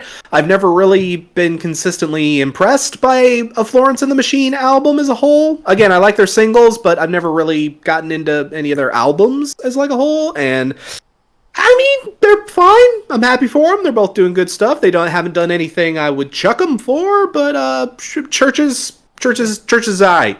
Chvrches is alright in my book. I'll let the Chvrches side go first. Mark, how's Yeah. it for Chvrches? Chvrches has made at least 3 of the best synth pop albums of the past 10 years. I include the one album that came out this year as one of them. Screen Violence is excellent. So good, yeah. I still love Every Open Eye as my favorite of theirs, just because it bangs from start to finish. This was really hard for me because I've actually seen Florence and the Machine live. Florence sounds better live than she does on record. Which is so hard. It's so okay. hard to envision until you see Yeah. them live. It's It's amazing. crazy. It's Yeah. amazing. So crazy. I saw her with Grizzly Bear, which is an interesting pairing for the hipsters among us, so you can appreciate that. It's a very wine evening. Like you bring bottles of wine into that and you just get sloshed, not to draw any attention to Florence's issues in the past. Moving on. But yeah, Florence, I don't think Florence and the Machine have ever had a consistently great, like, star-making album in the same way that Chvrches have for me. That's my big issue. I don't think they've gotten Every Open Eye, although I do think the most recent album, High as Hope, was criminally slept on. Yeah. Yeah. I I agree agree. with that too. John, why don't you go for Chvrches? Oh man, yeah, Mark, you got me thinking about a lot of things here. Honestly, you brought up a lot of good points, and we have scarily similar opinions on Chvrches. You know, I think both of us agree that Every Open Eye is their best album, and Yep. Love Is Dead is their weakest. Even putting Love Is Dead out there, it doesn't erase the impact of how incredible how incredible both their debut, their sophomore, and Screen Violence, their newest, are. And the evolution on this newest one, and the fact that it's so good. The way that they're able to incorporate more instruments, it's exactly what they needed to do. And they didn't lose the synth pop aspect, but they brought new ideas to the mix. They're producing it themselves again. I love Florence and the Machine, but they consistently put out really solid albums. I think the Chvrches put out great albums. Okay. John, I just want to jump in here. I think what Chvrches did on this most recent album is exactly what Pale Waves tried to do and couldn't pull off. Yeah, because they don't have the lyrics. They don't have the lyrical ballad. Have an identity anymore. Every other band. To be fair, they also don't have Robert Smith showing up for a song. That is true. I don't think that'll ever happen either. No, I hope to God it doesn't. I'll be brief. Sorry, real quick. I take a bit of comfort in, coming to the same conclusions you guys did, even though y'all are much more passionate about this band than I am. But we both agree, yeah. Florence doesn't have the albums that Chvrches does. I think that's consistent. I actually own all the albums from both of these bands, so I actually am a big fan of both. Let me give my quick piece really quick, because I already know I'm not voted on this one. The one argument I'll give about how Florence and the Machine doesn't have one standout front-to-back album, Ceremonials is that front-to-back album for me. That is the one. It's close. That is the one that I feel shot Flo up into the stratosphere and realizing this is an artist to be reckoned with. And what Mark already kind of stole it from me, when you see Florence and the Machine live and you hear her natural singing voice into a microphone, it is shocking how good and clear and high she can sing. It's so great. That's just all I'm going to say about that. And I love Chvrches. I've enjoyed them since The Bones of What You Believe. I fell away from Chvrches for a while in the midsection, but I came back this year with Screen Violence. But I was more captivated with the ability of Florence. That's why my vote's for that. However, I am aware that Florence and the Machine must be punished in the Coliseum, and I don't even know how to begin doing that. You put her in a writing room with Joanna Newsom and Fiona Apple. Ooh. That trying to give her some sort of inferiority problem? No, I want her to get up to that level. I see what you're... Okay. It's more like tough love. I see where exactly. I feel like Fiona. If I had my personal opinion, I put Nico Case in that room too, but that's me. Yeah. I feel you. Okay. So nice. Let's see if we can go through some of these quicker. From Red Vince, Breaking Benjamin versus Disturbed. Have we done this one? This is quick. Yeah. I think we can get through those quicker. Guys, give us more bad ones and not ones that make us think. Breaking Benjamin. Does everyone have a choice? I'm sorry. Does everyone have one? Yes. Oh yeah. Oh, Breaking easy. Benjamin. 1, 2, 3. Okay. And Disturbed. 1, 2, 3. Well then. Yeah. I I already went on my Breaking Benjamin rant. Do I need to say anything? Last album removed from Disturbed because that was a big old nap. Yeah. That's being nice. However, I will say more raw talent in Disturbed over Breaking Benjamin. That's it. And her live show too. Yes. Yeah. I can agree with that. That's just me. John, do you have any thoughts for Breaking Benjamin over Disturbed? I don't hate either band, by the way, guys. I don't, so... I got a decent amount of hate for Disturbed. I just don't like them. Okay. That is 100% fair. I totally get I've heard that before, even too, as a Disturbed. Yeah. You're not going to hear me argue against that one, so it's not worth that's not worth thinking of fight. I think of... I don't know. I don't know. They're both kind of those bro-y... They attract that type of bro-y, yes, do. You're not wrong. Oh, did you hear about the short term? I told Crash the short tour that's going to happen later this year. It's only they're adding more dates. Disturbed and Stained are going on tour together later this year. Oh, kill me! Yeah. Money. People are going to spend money to go to that. Yowza. And I like Disturbed better too, but still, Disturbed and Stained hard. No. I love burning money. It's not even a good mix. It's not. Oh no. All right, let's keep going. That was a fair one. Okay, from Devin Sterling, 3 Days Grace with Adam. So the Adam era versus Seether. Oh. Okay. Yeah. 3 Days Grace with Adam. So 2013, 2014, and before. 1, 2, 3. Yeah. Yeah. Thumbs up. Yeah, I mean, Yeah, let's. Yeah. Yeah.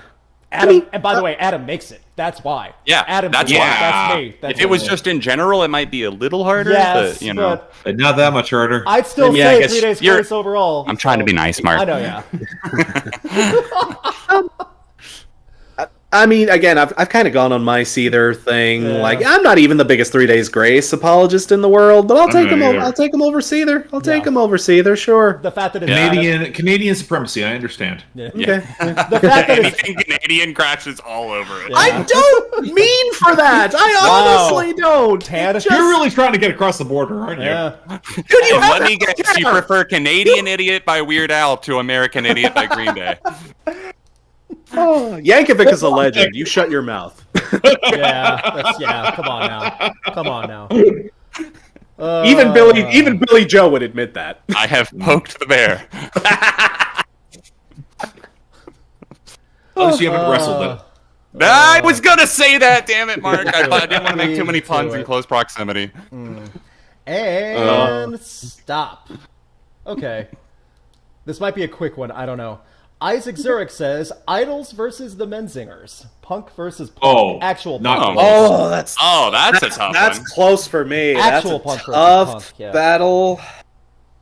I mean, I got one. I Me got one too. too. We'll try to keep this a little bit shorter, but I got one. Okay.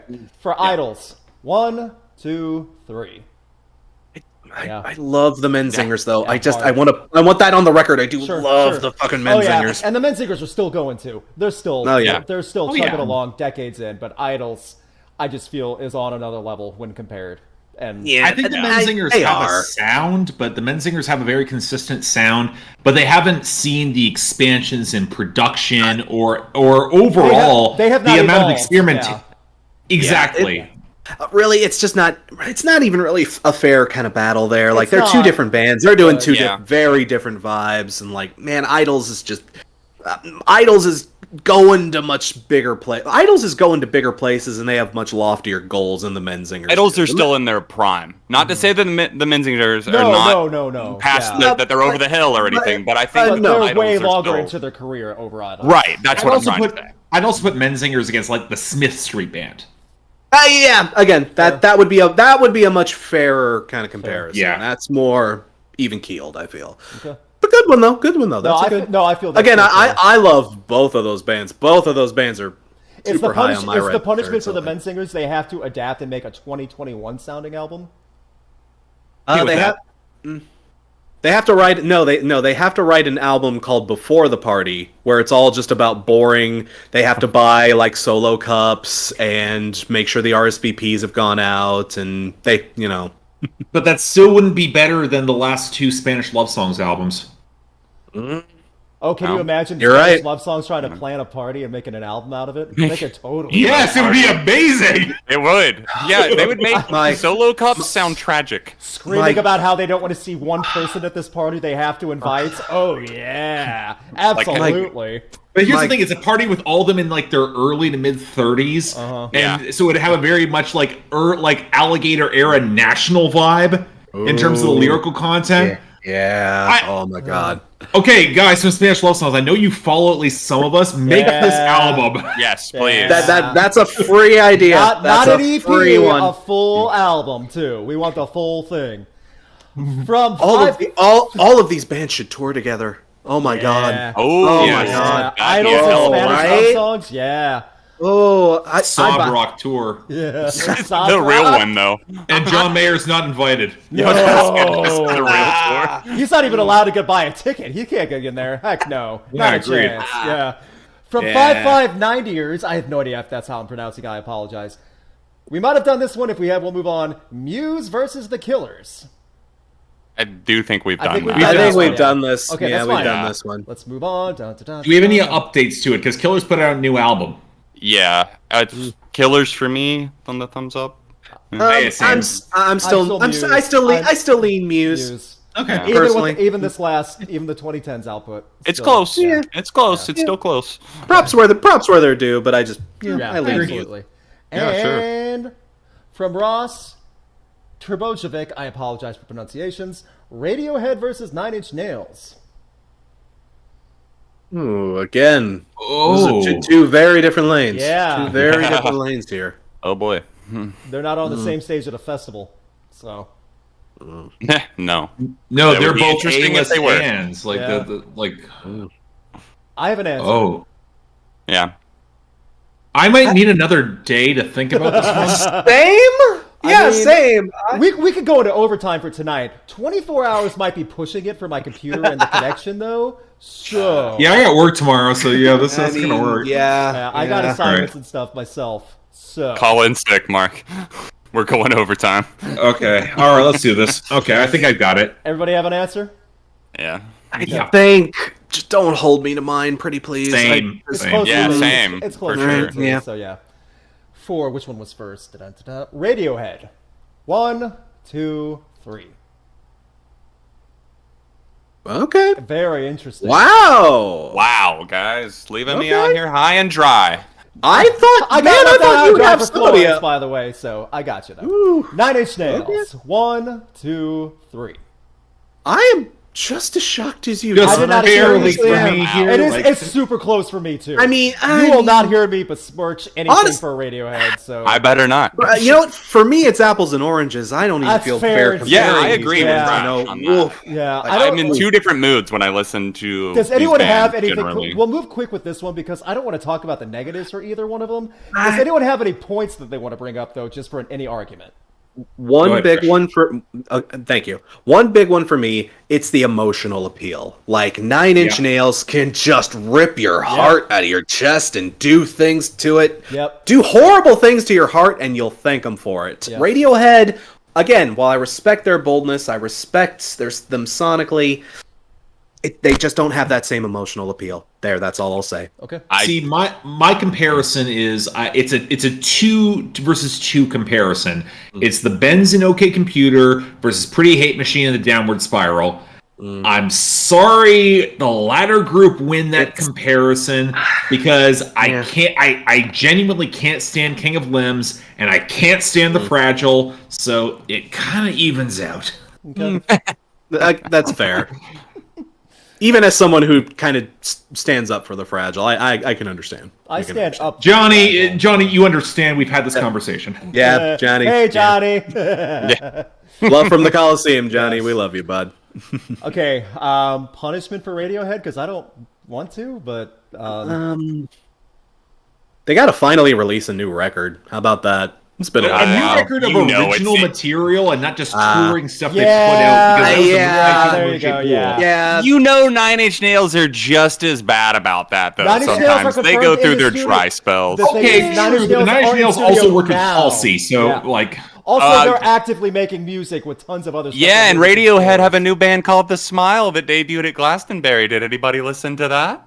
no, that's the No. problem. No, Yeah. I wait, did. There is an argument when Trent's making movies for like soundtracks for Soul and stuff. Everyone hears it. Everyone's in on board. So I don't know, but I love didn't- I actually Radiohead. didn't Why hear am I that. arguing against Radiohead? I love Radiohead too. Why am I making this debate? Whatever. You're I mean, tearing us. yeah. You guys are tearing us apart in the chat. Dang it. All right, Lisa. All right, let's keep moving. Next, from Penny Lefkowitz. Oh, that's disgusting. Oh no. This is a Uh-oh. bad one. Oh no. Oh, boy. Dude, From do we want? From Penny Lefkowitz, you can give any answer you want. MAGA Metal, Skillet versus Stain. Is my answer. I choose death. The judges cannot die while Okay. making a decision. Survey it. says X is on screen. Just no. Yeah. Just. You don't go. You don't go to Hollywood. Yeah. Yeah, But you're that's- not going to Hollywood. Skillet. Skillet You know. versus Stained. Dang. That's a bad You know what? one. Oh, you I'm know sorry, what? That's You know a bad what? one. I'll give Skillet this one. This one tiny, teeny little thing over Stained. You know what that is? Skillet knows how to put on a live show. They do. They know how I'll to get perform Fox live. News.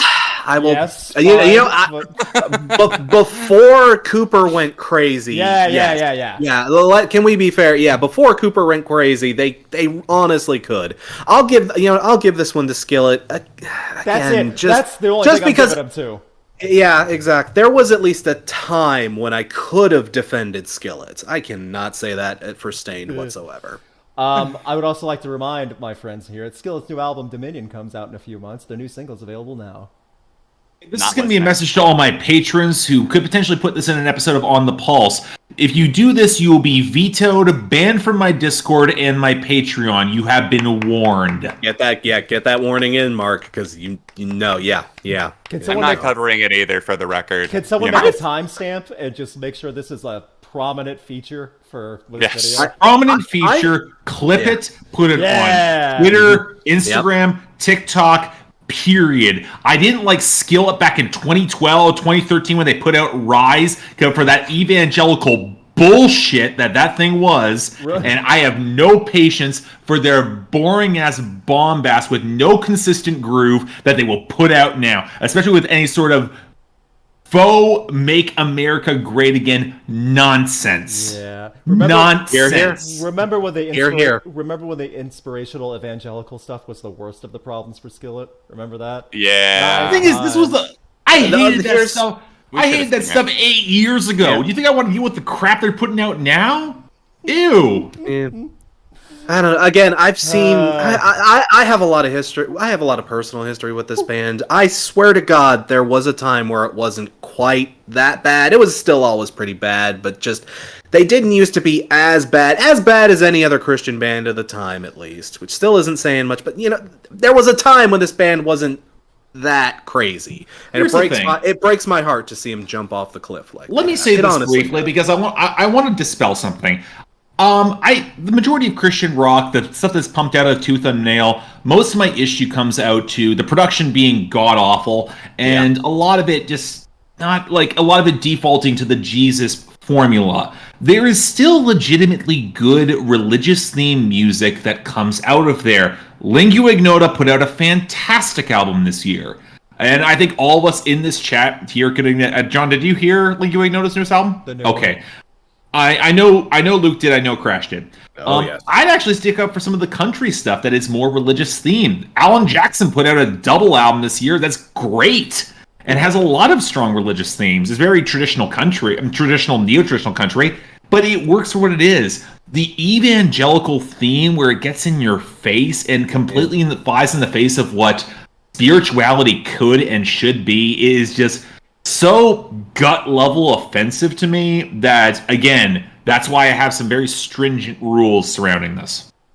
I can't help but agree wholeheartedly. Again, it's that mega church Christianity is capitalism bullshit, but that is a much longer discussion. Ooh, buddy. Let's move on. Yeah. Let's move on. Sorry, Luke. It's okay. I covered my face in shame at one point. I had the most evil thoughts. You know how Stained is tying themselves to bigger bands because they can't do a headliner to get enough tickets? Can you imagine the worst tour ever of Skillet and Stained on the road together? Oh, that's... Did I just put that into the universe? Man, see, that's the thing. If if Stained has to tie their wagon to Skillet as the bigger band to pull them, man, they've sunk pretty low. Oh, yeah. Remember when Skillet was playing Podunk drive-ins last year? Yes. Or was that this year, actually? I don't even Probably both. Earlier this year. Yeah, they were trying to put on COVID shows in Bumpkinville, Georgia, at their drive-in movie theater that could hold 50 cars. Oh, parking lot for Jesus. Okay. And okay, there have been many people that have done this, and I guess it's time. Oh no, Luke, come on! We just came off of a hard one, man. Should I save this after? I'll come back to it then if I find a good one or the random. Let's do it. Let's do it now. Make it quick. Make it quick. Let's make them quick. Rip off the Band-Aid. Pull the Band-Aid off. Several people have sent this in. It'll be on the Super Chat doc too. Slipknot versus Machine Gun Kelly. No! That's so random. We knew that was... I don't see the comparison. All right, let's get going. Okay, I've been preparing for this. I'm sure you have. Everyone in the chat that can hear me, please be kind to the four of us on screen. Please understand that we're all except friends. for Mark. For Slipknot, 1, 2, 3. There's that. Yeah. And I'll just do one. I'll just do one. I did the double. Machine Gun Kelly, 1, 2, 3. Fair? Does anyone have any points they would like to make? minus the past week of events that has happened, because the comments, yeah. We'll just put that off the table entirely. Sure. All things considered. I have 4 points I can make. Okay. Number one, I don't think either of these acts are lyrical whatsoever.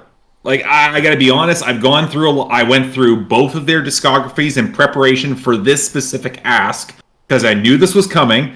I think both artists have one good to great album. That's Iowa versus Tickets to My Downfall. I know I'm on the outside looking in with that one.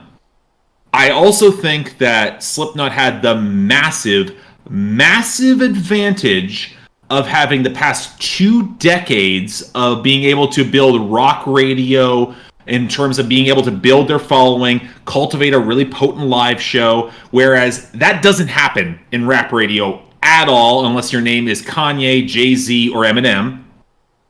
And I will also go on, and again, the part of this is personal. I didn't get into Slipknot until I was like mid to late 20s. I missed their heyday. I never thought they were that heavy, getting back into them now as someone who has listened to way heavier stuff now. And say what you will about Machine Gun Kelly's cavalcade of embarrassment that's going to make his next album a total piece of shit. He hasn't done anything as embarrassing as Corey Taylor's last album or his collaborations with Doug Walker. Ooh, see, that one The stings. first point I would argue with an asterisk, because we have not heard Born with Horns yet, and I will reserve the comment because Born with Horns' first single was so wretchedly bad, it was worse than everything on Tickets to My Downfall, and I weep and moan for how bad that's going to actually turn out to be. Oh, it's going to be terrible. Yeah. It's going to be terrible. I fully accept it's going to be terrible. But at the same time, we can't act as though Slipknot didn't have their also low periods. 0.5? Great album. I like 0.5. 0.5 is not a great album. I like It is. I like It's- 0.5. I like 0.5. So It's a great album. Mark, it's one of those where I understand your frustrations with that record. It's so clunky. It is such a clunky record. when you hear a but, song like Custer, no, it's not lyrically strong, but it's such a groove and such a hard hitter. It is. So I love it. I Yeah. get that. The lyrical I stuff. find them that heavy. I'm sorry. I fair. don't find. I get Like that, again, though. this is someone well, who's I mean, you are Well, what is it about the heavy though? Why is Yeah, yeah, heavy dude, the yeah. defining good? because they don't have anything to say lyrically. Yeah, see, Mark, you've got the black Snuff metal God, education yeah. that we do not. So of course, Forget even black metal. I'll put it on death metal or grindcore, and they just go that much harder. Like, I'm sorry. Like, I don't. Slipknot is very good for playing to radio rock audiences. I respect that. I respect that they've had the ability to maintain that consistency. But for me, they're a gateway band. And there's nothing wrong with being a gateway band into heavier acts. The problem is very few acts will ever go beyond Slipknot. And I'll say this bluntly, there's a lot of bands who can pull off heavier material with 3 members than Slipknot does with 8. The honest thing, though, what I'm saying for this, though, I still would put all that over Machine Gun Kelly, regardless Any of any day. recommend. I mean, fair. I know what, know it's Mark? a losing argument. Yeah, I know. fair, I gotcha. Yeah. Mark, how about fair compromise with you on this? I think I can agree that both of these acts do serve their biggest primary purpose as gateway bands. Absolutely. Bands that can, when you listen to them and when you like them, they can help expose you to better things or help expose you to more interesting material that might be out there in their respective scenes. Yes. True. But again, being where they are and having to be so accommodatable to serve as a gateway, that also limits them in certain ways. And Absolutely. I'll also add, like, kind of a little bit on the side of Chvrches' argument. With Slipknot, even if it's a gateway band, they still stay in your wheelhouse when you advance to heavier music. For many metal fans. Machine Gun Kelly, I think when those fans grow up a bit and realize, oh, this is what punk is? Yeah. Oh, this is what rock is. See, What's Machine that's- Gun Kelly? I think the aging will do like much more damage to Machine Gun Kelly. Even the good Right. stuff. And Even Luke, the good stuff. Yeah. And Luke, I was talking with you about this on the podcast last night. It's like, man, those MGK kids, I don't even hold it against you. for liking MGK like you do. But the thing is, like, as soon as you hear anyone else who's doing this even slightly better than him, you'll forget all about him. I'm not sure that's true because, and here's the thing, MGK did not start in pop punk or that sound. He started in hip hop. And I think, now granted, his hip hop conversation is a mess. And like, I'm not sure we want to get into the conversation of his ill-fated beef with Eminem, even though he said a bunch of things that need to be said, because that Kamikaze sucks. And outside of Lucky John, outside of Lucky You, that album is bad. We're not getting into this now. Oh, okay. I'm going to lose this argument. I will step away. Okay. John, any thoughts? Because we did talk a bit. John, any thoughts from you? I don't think we got enough time for that. Hey, I'm on your guys' schedule. I can go as long as I want. You guys are the timekeepers. Do we want to do this? Let's do this. Oh, okay. Well, okay. I'm not gonna go through and rebuttal every point or anything, but let me just say this: as far as like the whole Gateway thing, I think that if we look at the two most recent albums from both of these artists at the time of this stream, right, which is Tickets to My Downfall versus We Are Not Your Kind, I can't any day of the week see We Are Not Your Kind aging worse than Tickets to My Downfall. I look at Tickets to My Downfall as an album I might have enjoyed when I was 13 and just getting into pop punk music or punk music in general. And like Crash was saying, I believe, you look back and yeah, you're like, kind of like, oh, kind of can't believe I like some of that shit. But with Slipknot, you know, there's certain bands that remind me of that sound and of that time. You go back and you're like, yeah, that got me into a lot of other different stuff. But like Luke said, that sticks with a lot of people, a lot of metalheads and everything like that. So I don't think it's fair to say that Slipknot don't have anything interesting to say when they're not being as menacingly heavy.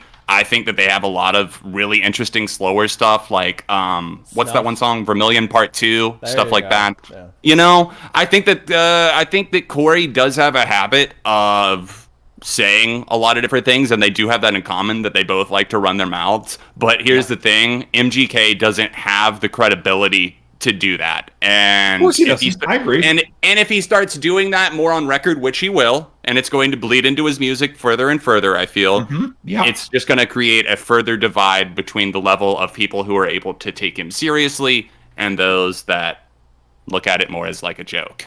See, I think I agree with you with a lot of what you actually said there. I think the difference is I don't take MGK seriously whatsoever. But at the same time, Slipknot begs to be taken seriously by a lot of their presentation, by in terms of how they present themselves. You mean the weird masks and costumes on stage? Well, I could make the comparison that they are the new metal version of Kiss, but I'm not going to go that far because I might kill all of Luke's audience. I apologize for pushing that. Oh yeah. Two things. One, Corey might actually like that because he loves. I'm pretty sure he loves Kiss. But two, I just like you say, like you're in the minority of people that don't take MGK seriously. MGK's audience takes every word as gospel. Every word. And the thing is, Mark, too, you also say that, MGK,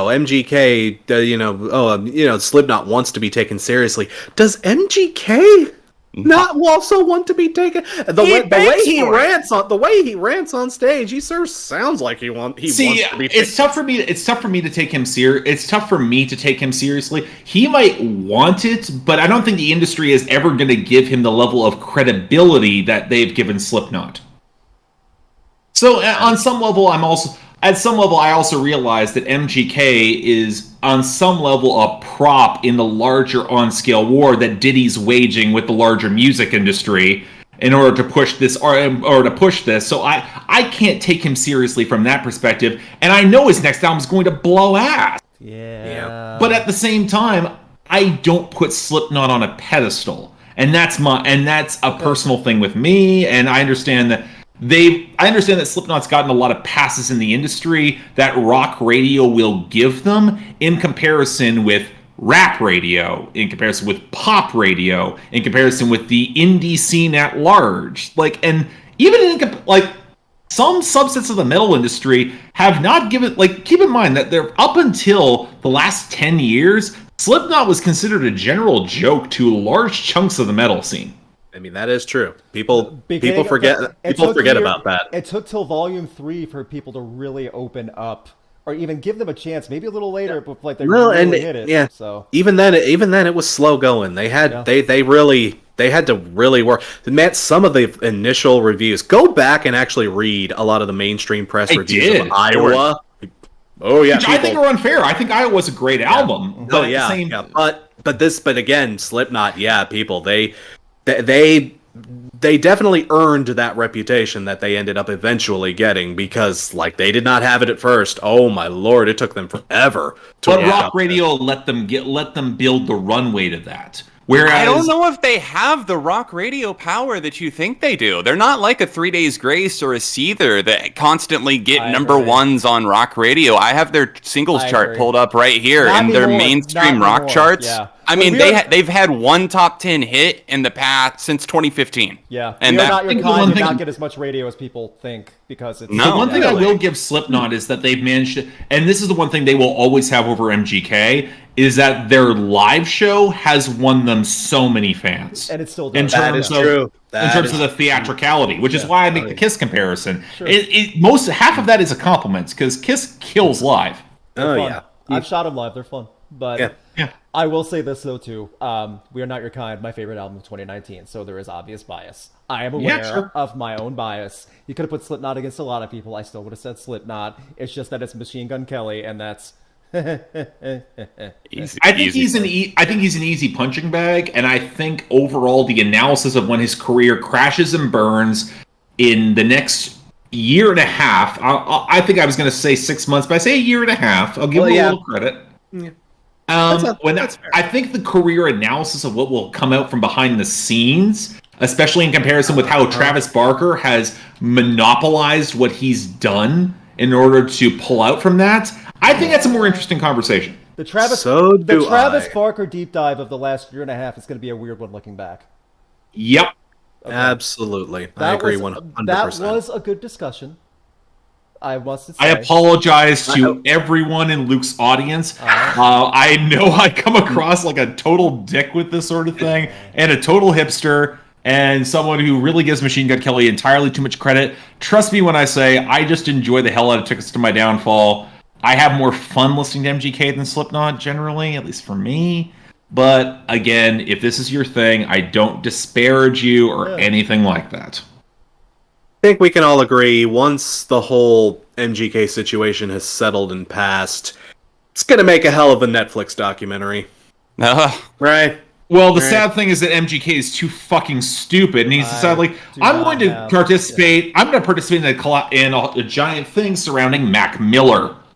Oh, that whole thing. That was that pissed me was off. didn't Mac's brother have to get involved or something like that? Yep, Yeah. it wasn't good. All I know is I'm still worried about. You guys are looking at the past. I'm worried about the immediate future. Born with Horns is impending doom, like a storm coming that you see in the distance, and we don't. Don't forget, alternate title Born Horny was the original one. He was gonna Imagine if Travis Barker got That's that what he was going to say. tattooed on Born Horny. horny. I wouldn't be surprised.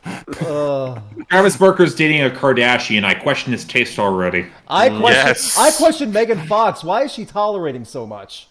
I can't imagine I can't imagine that's easy. Also, I told Crash this. We're gonna go through like a bunch of like rapid fire ones after this. Gretchen told me a great comment that someone made. Machine Gun Kelly must be a really miserable person, and the reason why he's going off is because Megan Fox isn't sleeping with him. He's just there. Because if he was sleeping with Megan Fox, he'd be the happiest man on the planet. But She's fired for the music video. Here's the thing: you say that, but at the same time, I'm reminded of two things. Number one, Megan Fox still has the clout there; she can show up wherever she wants. And Conor McGregor tries to throw punches at Machine Gun Kelly of all people. And secondly, man, this reminds me of when Paige was dating Ronnie Radke. Still is. They're not still together? I think they're still together, yeah. They live together. Yeah.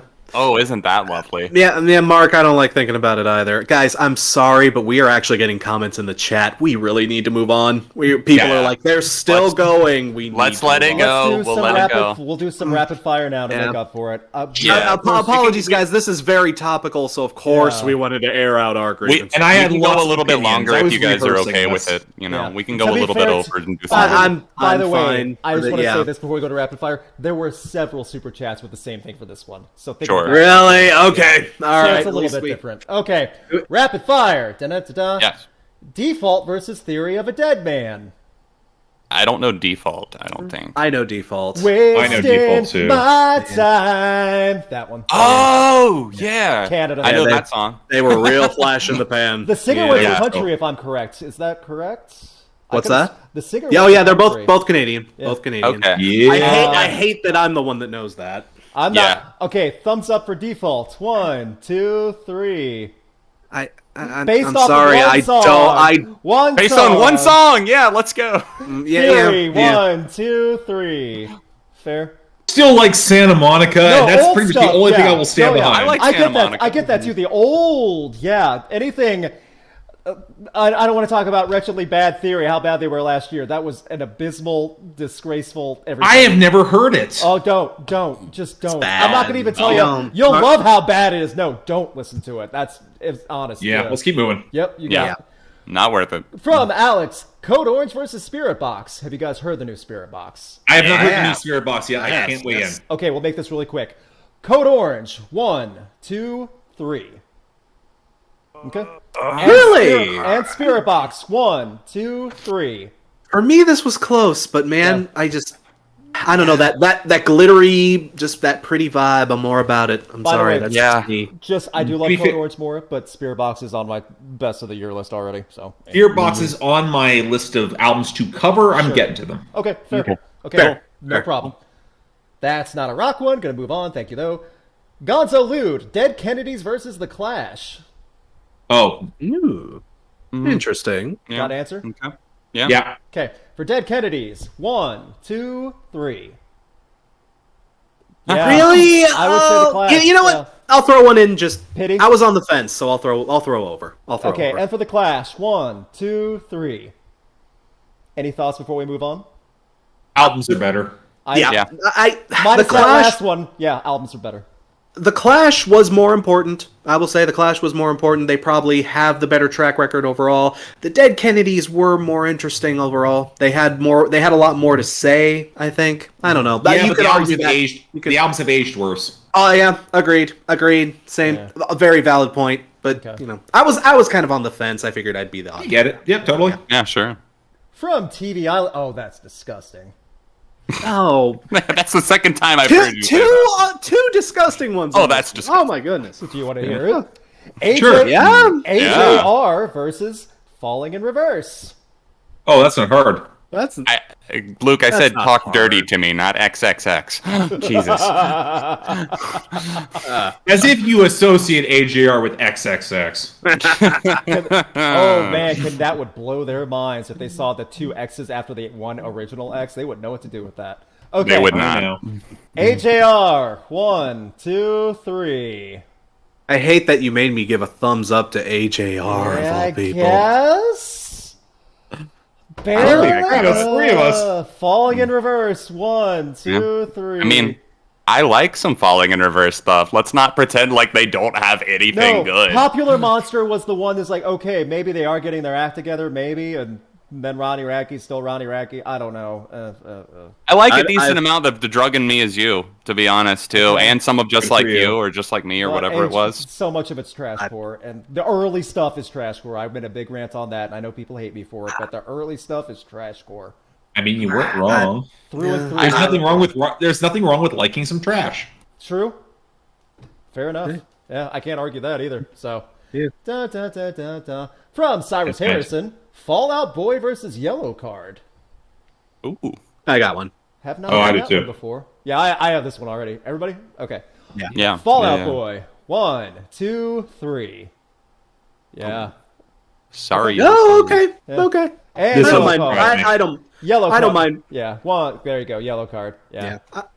I don't mind being the odd man out for this one. It's just, it comes down to I'm just never been the hugest Fallout Boy fan in the world. Like, I don't know, from Under the Cork Tree and Infinity on High, I can kind of get behind. They're okay, but Yellowcard just feels stronger to me. I know that, Mark, that's my MGK bad opinion of the night. But Not at all. Todd in the Shadows completely agrees with you on this. Hey, Todd, you and me, bud, we get it. I didn't hop off the Fallout Boy. Wow, a lot of fallings. Trade until after their comeback. After their comeback, I could not get away from them fast enough. But still, I would stand up for the 2000s output.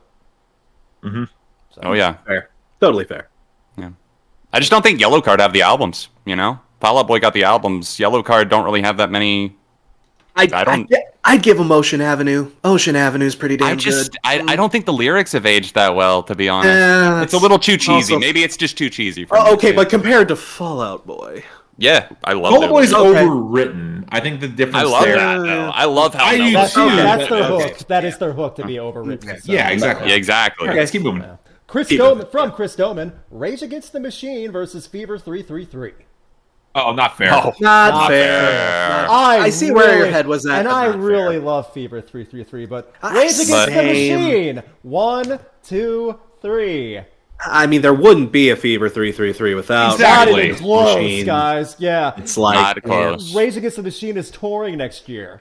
That's God willing. I know. But is Zach going to be there? Yes. Oh! That's the whole thing. And with Are they coming to Canada? I don't know the full tour, but it's been announced. The dates are set. You know who's opening for, or not, or direct Run the support? Jewels. Run the Jewels. Yeah. That's a tour. That's a great tour. That is Yeah. a tour. But yeah, love the Fever, but Rage all day. All day. Yeah. Yeah. So. Ooh, okay. From our Gillage, pronunciation, I'm sorry. The Eagles versus Fleetwood Mac. No. For me, this is easy. I know Yep, this will upset some people in the chat. I can see that though. Yep, but I don't Really? care. I'm gonna do I it. think so, yeah. Somebody, yeah. I know people will. Some people will be upset by this. I can see that. So, Oh boy. which one was first? Fleetwood Mac. 1, 2, 3. Yeah, it's. Come on now. Rumors, Tusk. Yeah, we rumors. win. Yeah, Can't go in the night even. Come on. yeah. Come on. I get that the Eagles have the greatest selling album of all time. That still does not mean. Doesn't matter. Doesn't mean that Fleetwood Mac doesn't just topple them, even after 500 band member changes. I don't care. Yeah. I don't care. Fleetwood easy. Yeah. I think Lindsey Buckingham alone would beat the Eagles. I'm sorry, but I agree. I'll just say what Jeffrey Lebowski said back in the day. Man, I hate the fucking Eagles, man. I actually have that I don't Eagles hate 'em. I actually have that Eagles Greatest Hits album on vinyl because I got it from my mom. It's legit pretty solid, but yeah. I'm sorry, you're competing against Rumors. Yeah, you Rumors. lose. Yeah. You lose. And you they're lose. self-titled, man. Yeah, Come on. Their classics just destroy anything good today, anything new and fresh. So it's timeless. Okay, Timeless. my hot take is that I think Mirage from Fleetwood Mac beats a lot of the Eagles, actually beats a lot of 70s soft rock anyway. I'm drawing a blank on Mirage. It's one of their later records, if I'm remembering 82, that right. if I'm correct. I was gonna say, was that 80s? 82. That was 80s Fleetwood. Later. You know what? Not Even as I would. familiar. I'd rather listen to that than pretty much anything I can think of from the Eagles. Mark, I'm with you on that. Yeah. Yeah. Like Okay. Need to hear that instead of Take It okay. Easy. Time. I promise you, there is at least one boomer who wandered into our audience know. who is screaming mad about There is that. I promise you, there's at least in the one. house right now because of that one. Yes, I crashed. Well, take Get it a easy spotlight on then. the boomer. Can we get a spotlight on the boomer? From I don't know, you're trying to hurt me personally at the drive-in versus the Mars Volta. Oh, yeah, they're coming for you, Luke. That's Oh, that's tough. We try to put on a tough. show for the people, and that's what you do, huh? Yeah. That? Get it thrown back in your face. So who would like to have an answer that has one? Does everyone have an answer? I have I have one. Yeah. Okay. Yeah. Mark, it's hard for me too. Mark, do you have an answer? I do, yes. Okay. At the drive-in. 1, 2, 3. Might be contentious, but yeah. Oh, okay. I'm not alone. Dang. No, I'm pretty confident on that one. Yeah. Okay. And for the yeah, Mars same. Volta. 1, 2, 3. Okay. Okay. Okay, I'm kind of glad this tied. I'm kind of glad. Yeah, I am too. Yeah, That's same, a same. nice tie. Anyone, It deserves anyone that. have any points they do want to bring up, because both of these are near and dear to my heart. So you're not gonna hurt my Mark, feelings you look if I like get you it have wrong. something to say. I'll let I'm you not go. the hugest Mars Volta fan, but that's also because I haven't done the deepest dive into them. I did the At the Drive-In dive with them back when they put out that comeback album in 2017. Interpol. And their 2003 album. 2001 Oh, was a Relationship and Command, their final one Relation- before. the break. That's it. Yeah. That album's fucking great, and I go Yeah. back to it all the time. Same. Yeah. Same. See, for me, it's that too. Just Relationship with Command just blows everything else out of the water for me. It's a personal fave. And so. for me, it's just unbridled creativity with the Mars Volta, going from D-Louse to Francis. It just that is the true definition of unbridled creativity in music writing, and the musicianship is so strong. That's it. That's just my thing. Yeah. Yeah. Forgive me for saying this. Fair. I don't feel Fair. this is a really good comparison. It's not. They're very different in style when you really break It's it down. just the members, But it's the you same know? singer and guitarist that are like masterminds of everything. So Like, forgive me Yeah. for saying this. I feel like a better comparison would be the Mars Volta versus Muse. I could see that. Yeah, Fair- I could see that. That's a more fair comparison in tone and style for what they do. Sure. Yeah. Yeah. Sure. Yeah. Actually, there's part of me that would put the Mars Volta versus Dream Theater, but that's a different conversation. Yeah. See, now we'd really have Now to start we'd have talking about eras. Yeah, you and know. then we'd also really have Yes. a lot of upset, angry people in the chat too. Oh, Lord, yes. Don't we always, Oh my though? gosh, that, I don't know. I don't even know if my channel can handle that one, and I've seen some hate. Eh. All right, we'll do a few more. Can we go to 4 more minutes? That work for you guys?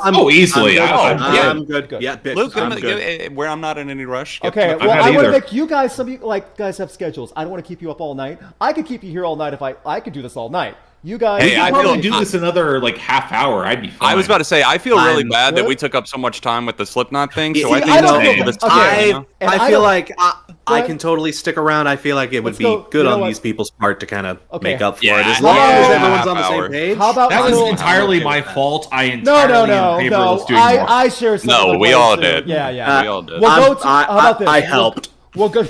And I helped. And I helped. How about this? Till 10:30 then. That's another 20 minutes at least. Sure. That's another Sure. 20 minutes. Yeah. You guys get We a can bonus. You guys reassess get a at bonus. that point. Yeah. We can Yeah. reassess There you go. if There you we go. need more. Thank you. Yeah. See, everyone I'm happy good. in the chat. Everyone love me again. Everyone nice. There we go. There we go. Yeah. Also, everyone, before I go to the next one, everyone say hello to Gretchen. She has been my lovely moderator. Thank you, Gretchen, for Thank helping you, us out. Gretchen. Everyone, Thank you for right looking now very in the much. chat, say hello. Gretchen, as long as you don't, Gretchen. as long as we're not holding you over too much either, that's totally cool by you. Otherwise, we'll have to resort to reading the chat and modding constantly ourselves. And I mostly will stick up for you in Among Us when we've played in comparison with your boyfriend. So Yeah, very true. Very. Gretchen's the master of that. We haven't played in a while, but Gretchen's the master of that. we haven't. Yeah, I know. Because Among Us died. I know. Oh It's- yeah, it's a lot faded. of It people died in have, and Among Us popularity. just kind of It just disappeared. faded away. It got so popular, then it faded away. It's just, it's. Yeah. It's That the was cycle. sad. I liked it. It was I a lot did of too. fun. It was. Y'all abused the memes. You did. You abused them. I didn't. I did. No, just I did. The I did. I did. the collective y'all. No, is I what did. mean. I admit I was guilty of that part. From the, Y'all as a people. the Indiana y'all. From the Louis Salaya. I apologize for botching that one. I know I mispronounced that one bad. 2000s Coldplay versus My Chemical Romance. Remember, we're on rapid fire, and we have to keep this a little quicker. Oh, yeah. This is No difficult problem. for me. Okay. This is difficult for me, and this is not the same ballpark. Okay. It's not difficult for me, but all right. Okay. Me either. Okay. And I like it's difficult for me, but 2000s Coldplay. 1, 2, 3. Yeah. Shit. Okay. Oh, I'm damn. too. I'm Yeah. too. And you Oh, guys okay. know I love My Chemical Romance, but 2000s Coldplay. I know. that I heard hair. you. I'm aware. I heard you. Awesome. I heard that what you hair. said. I'm not trying to offend you guys. I save that for other videos, not the live stream. My Chemical Romance. 1, 2, 3.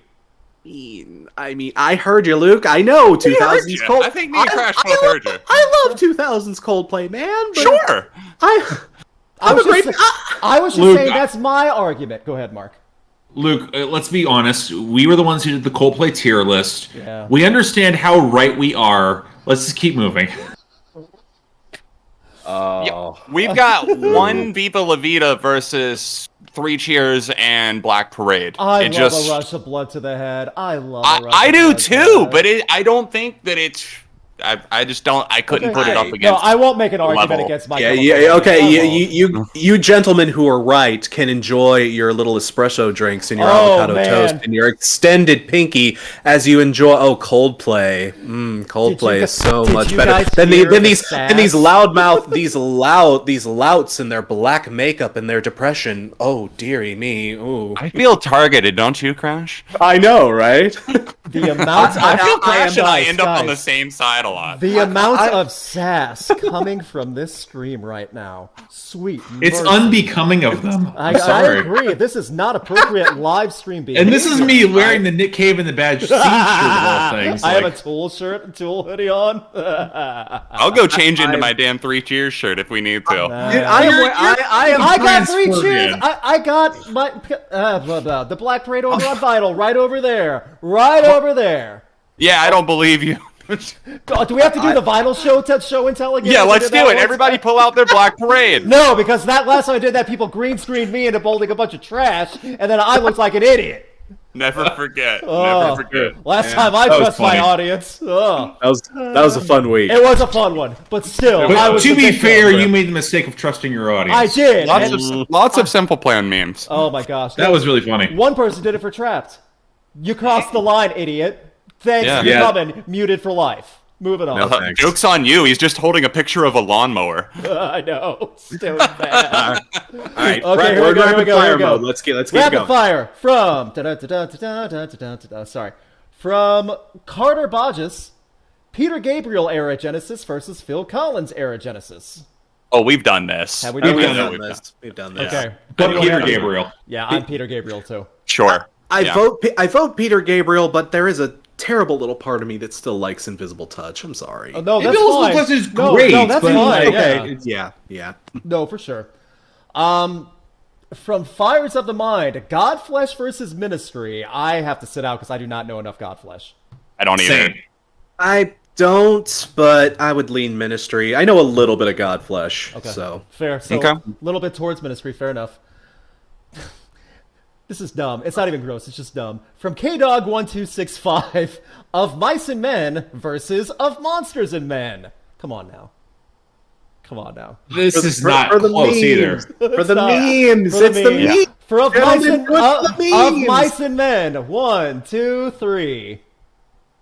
Of Monsters and Men. I changed my life. Oh my gosh. Of Monsters and Men. 1, 2, 3. I'm not even the biggest Of Monsters and Men fan. It's just Of Mice and Men is just kind of trash. They're kind of garbo. I don't like them. I'm sorry. My Head as an Animal is a fantastic album that went criminally underappreciated at its time. Beneath the Skin is for the and they're also criminally great underrated. live. Yeah. Yes. Oh my gosh. Yes. Okay. Yeah. From Sauerkraut Sandwich 93. Sauerkraut Sandwich, eh? I am That's kind of good. I'm not gonna be lying. I am not a sauerkraut fan, so you guys can I'm have not all either. that. Yeah. Okay. I'll have it on a Reuben. Mudvayne versus Static X. Sorry, I missed that. What was that? Mudvayne versus Static X. Oh. I don't know enough of either. Okay, fair enough. I do. I can do this. Yeah, okay. Okay, Mudvayne. 1, 2, 3. In my book, Mudvayne. Yeah. Okay. Yeah, it's close. And Static X. It's close for me too. 1, 2, 3. Yeah. They both have their positives. They do. Sure. really do. Sure. Absolutely. Wisconsin. Positives What and their genre? Yeah. That's new metal. That's the good shade of new metal It- from the early 2000s. It's the new metal. It's the kind of new metal that likes to pretend it's industrial. Yeah. That kind of thing. I Well want to said, say I got Crouch. into... Was Static X on Need for Speed Underground soundtrack? Probably. I want to that's say how they were. They I were think in a that's lot how of I got sound- into them. They were in a lot of soundtracks from. They were in a lot of so, yeah. soundtracks. Okay. So in and other that's words, probably- our mods in your Discord, Crash, would have a field day ripping the two of these bands apart. Oh, absolutely. Oh, give this to Annie and Mark. They would absolutely destroy wait a minute, this. so yeah. Annie- Annie and Adam, I not agree. me. Annie and Wait sorry. a minute. Annie and Adam love Static X. Okay, we have some friends that Annie Adam. No, Annie no, and no, no, Adam, no, they No, love do Static not, X. Luke. Okay. Luke, Luke, you're playing with fire. Do not put words in, So- especially in Annie's mouth. So guys, Okay. if you ever hear They know what they're doing there, so. Yeah, they do. They if do. you guys have if you guys ever hear talk about Annie, that's fan of Static X. I don't know what to tell you. Okay then. Okay. Oh god. Friday's sounds gonna be fun, isn't it? Gonna be Crash. Oh my god, they are going to kill me. Thanks for that, Luke. I You're appreciate welcome. it. You're welcome. No problem. Duffy Loner 64. Walk the Moon versus 21 Pilots. Ooh. Not really fair. It's not. Not. But I It's get. not. I do get it though. I get it. Yeah, But I it's get not it. fair. Yeah. Walk the Moon. 1, 2, 3. Fair. Ooh. Really? Ooh, okay. Well, I have my reasons. I do. Oh, well, I know you do, but okay. No, yeah. But- Sauerkraut or sour. I still have Sauerkraut. It's on the screen right now. I can't stop thinking about sauerkraut now. 21 Yeah, Pilots. thumbs 1, 2, 3. Yeah, and I like Yeah. both. By the way, I'm fine I do with too. both. So, yeah. I think. Granted, his I'm new the one singles are person pretty good. here. Yeah. I stand up for Scaled and Icy. I'm still. I kind of want to. I'm kind of. The more I listen to that, I kind of lean towards it. It's weird. But Join me on this island. That's well, a here's the weird thing. island. The island of flightless birds. Here's the thing. That's like I don't know. What? Outside of Scaled and Icy, just nothing 21 Pilots has done has really excited me the way it's supposed to excite me. I'm sorry. I know I'm in the minority there when it comes to that, but like, See, I here's don't the thing. Scale. Trench. No, we're not dealing with this. My thing with Scaled and Icy is that it tells me that this is what AGR would be if they were good. Okay. Same vibe. That same vibe. I totally get that. And it's like, And you know what? Like, it honestly gives me a little bit of hope. yeah, like I don't you know like what? it, though. It made me pay it. Scaled and Icy made me pay attention. I forgot, I've forgotten every 21 Pilots record I've ever listened to. Blurry Face, Trench. They have left my head the minute I've listened to them. The argument for that, Dang. after Talking is Hard, I forgot Walk the Moon existed in the first place. So that's just me, though, too. Talking is hard made you That's- forget that? No, after Talking is After. Hard. Oh, Yeah, yeah. oh, I was about to say. No. And to be fair, I was on that same train. But man, some of Walk the Moon's bops, like Anna's Son, Anna's Son is Yeah. their best. Their best. Shut Up and Yeah. Dance, like I really like their new song, Can You Handle My Love? Yeah, So we played it. I'm- It haven't got heard it. I haven't heard that yet. It's good. It's a Yes, long, groovy, like a groove. It's just long and it's fun to listen It takes to. a while to build up and finally hit that big bombastic piano Yeah. breakdown. It's Very fun. 80s. I like it. It's a fun I like song. it. It is 80s. Okay. Yes, it is absolutely 80s. Let's keep moving. Okay. Yeah, let's keep going. From Nino Salvaje, I apologize for pronouncing that. Slipknot versus Korn. We might have done that already.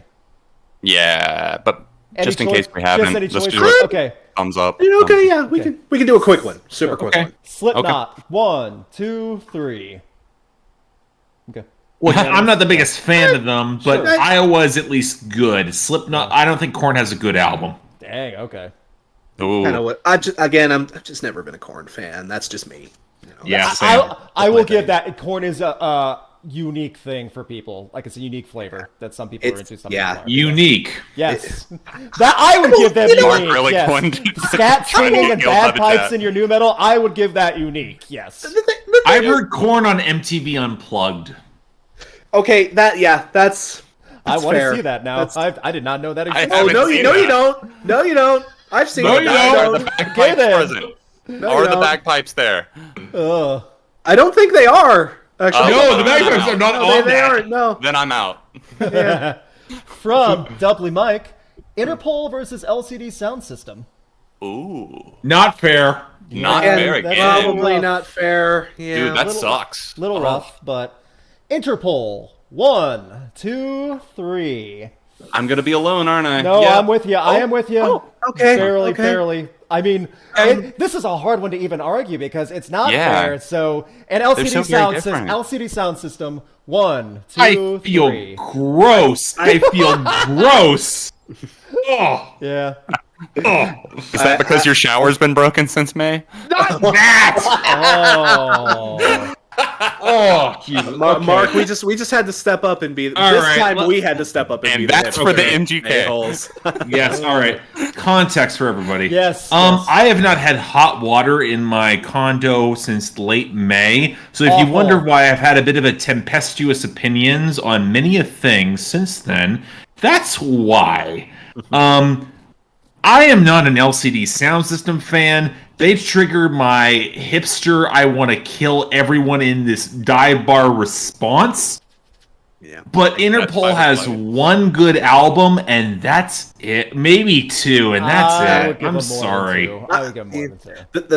The thing is that Interpol peaked really early and just Yep. did nothing but boring shit. Interpol don't have a afterwards, bad yeah. album. Yeah, but they don't have many great albums either.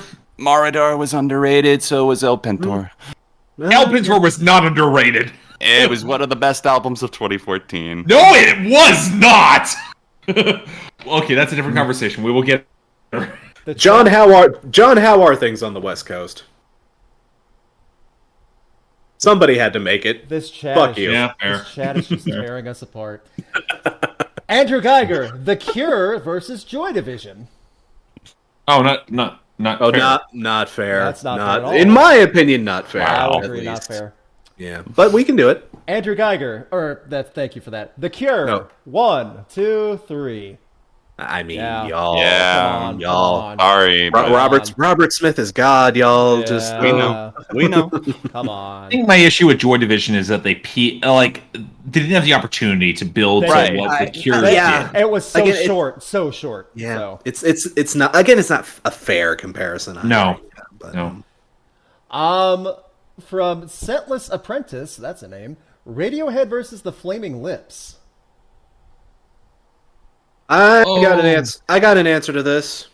I do too. I'm not sure it's the answer everyone wants, but I got at it. least see the comparison on this one. I can at least fathom why the comparison. So I think the username was a Nirvana song. By yeah, the way. that's what Scentless I thought. Apprentice That's what Yeah. I thought. So from Yeah. In Utero. Yeah.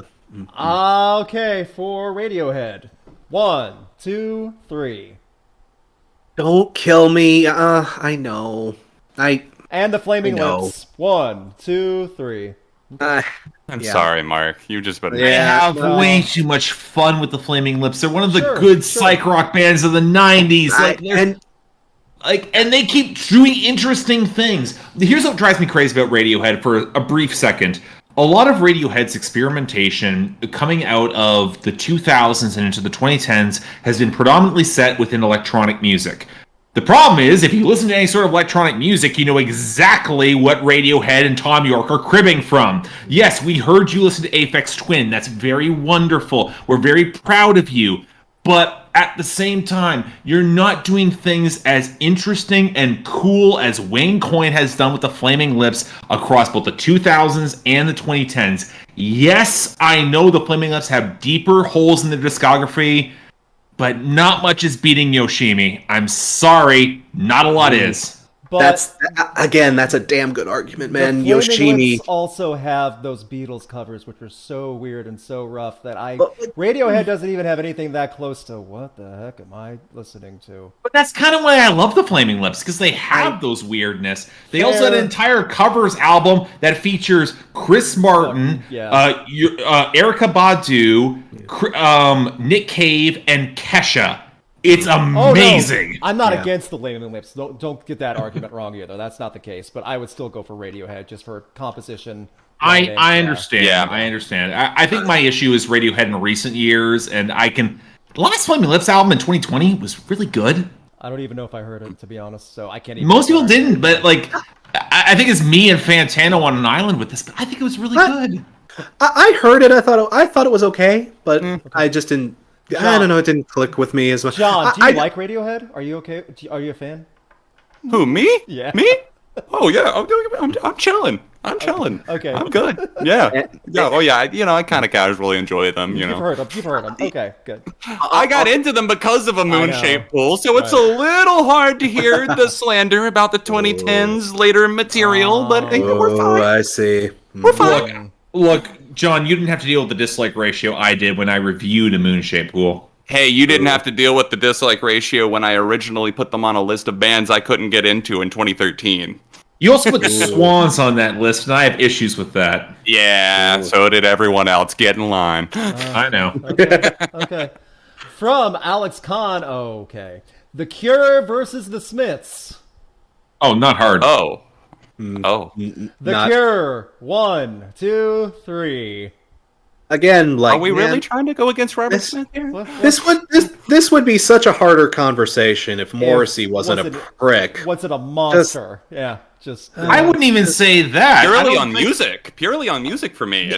I'm with John on this. I don't think the Smiths have an album better than Pornography or Disintegration or Faith. Sorry. Yeah. All the way. The Queen is Dead, even? Like, The Queen is Dead versus Faith. What's better? Yeah. Faith. See, Faith. I lean Queen is Dead. Maybe I'm wrong. Maybe I'm wrong. I just love Queen is Dead. I can't make that don't argument, but at the same time, I still put the mediocrity of some of the Cure stuff, like that did not swell as well, still over the Smiths. And okay, I'll stick up for Blood Flowers and the self-titled. Like there's mediocre Cure albums that I will stick up for. Yeah, a lot more than I will stick up for what Morrissey's done in the 2010s. Okay, yeah. Yes. I mean, very fair point. Yes. Very fair point. I'll be nice and I won't even mention 413 Dream, as that's such a fair point. Was that the 2008 one? That was the 2008 one. Oh, yeah. It's not very good. Yeah, we don't talk about that something one happened much. in 2008. I don't remember that at all. Okay, then. No. Max Stone. This is dumb. We can't even. Max Storm's Productions, the ultimate trash bands battle. Attila versus Emmure versus Limp Bizkit versus Five Finger Death Punch versus Skillet versus Blood on the Dance Floor versus Broken Side versus Puddle of Mud versus Falling in Reverse. No. Can we just write one of our sassy comments to this one and move on? We're going to give We'll some put it in the sass. super chat box. Yeah, we'll give some sass. Get better taste. I hate being that guy, but I'm sorry, no. I'm pretty sure this person was chuckling with a Miller Lite in one hand, writing the comment and saying, No. He just knew that it would be like, wanted what are all the bad? Yeah. I will put one that has all the bad. This is all. I'm sure if he could have fit AJ, I'm sure if he paid more, he also could have fit in like AJR and Danzig and Rock. Skillet Yeah. and yeah.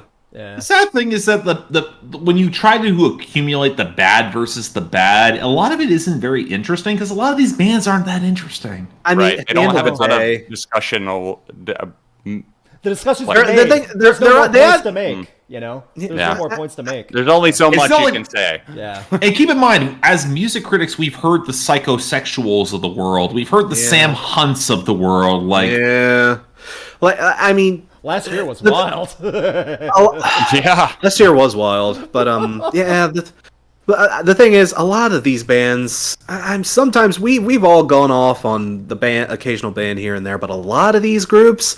A lot of them are either just not interesting at all, or the only things that make them interesting are things that just aren't even worth talking about. You know, it's more controversy than actual music. Yeah, exactly. You know? I would agree with you there. Yep. Yeah. Okay, it's just after 10:30, so let's make this the final one. Then we will start wrapping up. We will get to all the super chats in this document. Thank you guys for sticking with us in overtime. From Henry Gann, Avenged Sevenfold versus Black Label Society. I don't know Black Label Society. I don't know Black Label Society as well. Zach Wilde's Sorry. band, so A7X for me. I'll do another one. A7X for Yeah, I me. was about to say, let's get one. Let's get Let's another do one. another. Yeah, I'll get another one. Let me scroll. We might be able to do this one. Folds versus Block Party. I could do this one. Yeah, I could too. Okay, that's from Squallow Oceano. That's a name too. Okay, Oh, then. cool. Yeah. Yeah, shout out So, Swallow. Foles versus Block Party. Foles. 1, 2, 3. Oh, okay. I did not expect. I'm gonna be the. I'll be the dissenter. Okay. All right. Block Party. 1, 2, 3. I mean, Yeah. I was on the fence. I'm on the. It's close for me too. I mean, anyone have any points they want to make on this one? Yeah, can I? not this sure, one, can I this hop in on this one. okay, sure. Yeah. Okay. So my thing, Block Party, they had a really steep fall off. I mean, Hymns. I get it. I get totally that. yeah. I get it. Four, I thought 4 was solid enough. But after Silent Alarm and Weekend in the City, I mean, Intimacy has its cult following, and I do think that it's somewhat deserved. But I personally have mixed feelings on it. Yeah. I think that Foles, for me, have just been one of those bands that progressively didn't always get great, but they have enough solid material on each album to keep me interested in what they're going to do next. Like, I enjoyed the part 1, part 2, everything not saved will be lost, or whatever it was. I enjoyed a lot of songs and still come back to them. So I think for me, it's about the replay value of even the later years material, because Silent Alarm, I just picked that up on vinyl recently. Obviously a classic. Weekend of the City, a fantastic follow-up with some great singles like Hunting for Witches, but Agreed. I don't know. I struggle with some of the later years stuff, and I just don't see them coming back and wowing us again, whereas Foals haven't totally exhausted their tank of gas. Fair points. I again, I'm not going to argue anything for it, but still. John, to be honest, like I agree with you pretty much almost 100% on a lot of the Block Party. Your opinions on Block Party, we kind of have similar feels for a lot of their stuff. But the thing is, for me, it's just Foals has never really done it for me. I don't know why, but no, Foals I get that. I've tried to put on Foals a few times, and I don't hate them unnecessarily either, but it just doesn't hit. And especially not in the same way that like Weekend in the City and Banquet and man, that's tough competition in my book. So I get that. So, Mark, the one thing I will say very briefly here, because I'm not the biggest Foals fan as with Crash here, because I listen to Foals and I'm like, you know what? This reminds me of Foxing, but nowhere near as good. Ouch. I kind of feel you there. I kind of feel you on that. I'm not even a big Foxing fan, but I do kind of feel that. Yes! That album rules! Oh, I love that album. Yeah, just got it on vinyl like 2 weeks ago. Oh, Near My God is so great. I love that album. Good. Awesome. Yeah, so good. Nice. But here's my thing with Foals. Like, I hear Foals is one of those mid-tier bands that will always put out solid albums. They put out very solid releases. They're consistent. Yep. But they never go further. And like as much as I prize consistency in certain environments, you need like Silent Alarm. I stick by Intimacy as an album I think is wildly underrated, in my opinion, because I think some of the best cuts on Intimacy are phenomenal. I stand by Block Party as being one of those acts that kind of got consumed by the ego of the frontman. Yeah, that is very true. Which breaks my heart, because when Matt Tong went to Algiers and Algiers became fucking amazing, we miss Matt Tong. Yeah, see, that's Block Party. That is. That's the thing about Block Party. They are never going to be as good without Matt Tong in their ranks. Nope. Yep, I completely agree with that. So, but at the same time, the heights of this, and this is going to be totally sentimental and completely cheesy. I will never be able to separate Block Party's song "This Modern Love," which is a deep cut from Silent Alarm, from the season 1 finale of How I Met Your Mother. Oh, that's where it comes home and like Ted is just hooked up with Robin, but Lily has just left Marshall. And I'm like, this is the moment that Friends could never pull off. And I'm like, this is fantastic pop culture zeitgeist for me in the early to mid 2000s. Yeah. And I'm like, I don't think Foals has ever had that moment for me. I think that's totally fair, because I have so many songs that I do that with like, if I associate them or if I hear them in something like Block Party, I got into because of a video game soundtrack. So I totally get that. Yeah. Whereas I can totally come back to where you have Imagine Dragons with Believer in the middle of the sex scenes in the season finale of season 1 of Riverdale. Yeah, Riverdale really tried to push that too, like on the commercials and stuff. Oh yeah, I know! Commercials for that, which is really weird.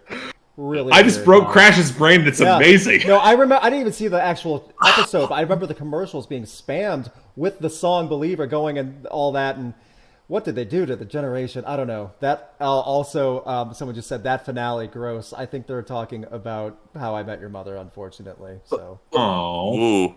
Yeah. That's a good finale. I haven't seen it, so I can't say. Oh, I won't spoil anything for you. Well, Mark just did.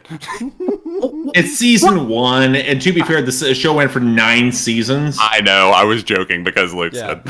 The series finale, not the season finale, is what I was talking about. Right. Oh, the series finale. I have a reaction on my channel in 2014 about that. That was my first video that did moderately well, and I wore a suit for that and everything. Yeah. I remember that. Yeah, I cannot think of a better way than to talk ending this than to talk poorly about the ending of How I Met Your Mother. I think that's fitting.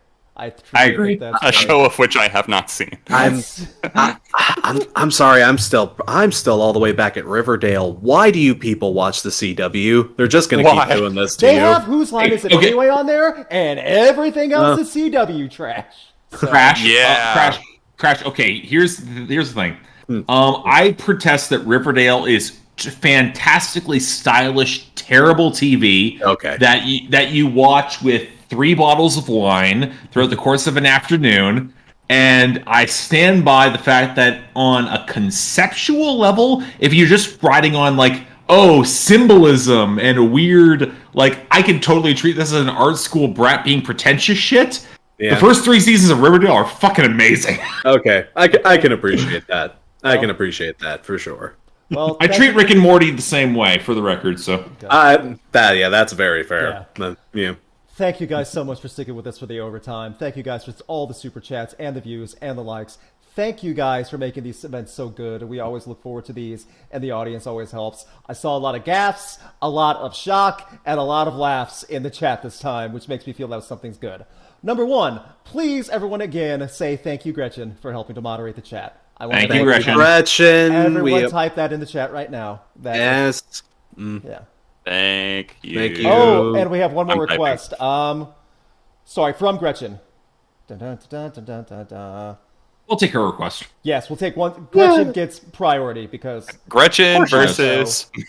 Oh. I don't want to go that. I've met her in person. Guys, you guys have met her. You know. Yeah, we have. Yeah, there you go. Okay. Dun, dun, dun, dun, dun, dun, dun, dun. Let me find it. Let's see if I can find it. See, this would be a really bad moment to find. Okay, final one. The person said, like, Gretchen wanted to send this specifically because for Gretchen personally too. From Kaylee Riley, Daughtry versus Lifehouse. Also, I want to send a big Crash hug.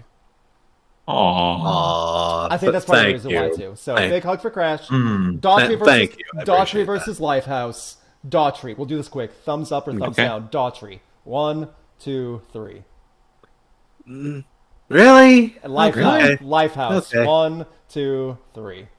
I'm sorry. I just think Lifehouse is so boring. They're so boring, and they're part of that like kind of evangelical Christian. They're on thing. the Switchfoot side of thing on that type of music too. I was about to say they're not on the Skillet scale. Not on the Skillet scale. They're the Switchfoot level. Yeah. And I'm fine with that. I like that. Yeah. Here's the thing. It's cheesy, but I like it. Yeah, I mean that's fair. Enough Lifehouse songs go off at karaoke that I can't hate them. I've done you and me, man. I can see that doing I've done okay, you and hanging me, by a and moment. that works. I can see hanging by a moment working well for karaoke. The thing is, though, have you ever done "It's Not Over" at karaoke? Or Why the hell would I do "It's Not Over" at karaoke? Thank you, Mark. That's a little weird, to be honest. So. We're breaking down I've Daughtry seen- at karaoke. I'm going on a smoke break, and I don't even smoke. So. I swear to God, I've seen it work. That's all I'll say. Okay. Here's the fair thing: enough. Daughtry at karaoke is really hard because the guy's got a really impressive He voice. does. No, I'm Oh, not yeah. taking that away from the guy. Yeah. Also, Oh, yeah. he's climbing the rock charts again. He's finally have some kind of weird comeback, apparently. So Really? yes, Really? yeah. He's going on a headlining tour with Seven Dust and Tremonti. Oh. That He's makes the sense. headliner. Good for him.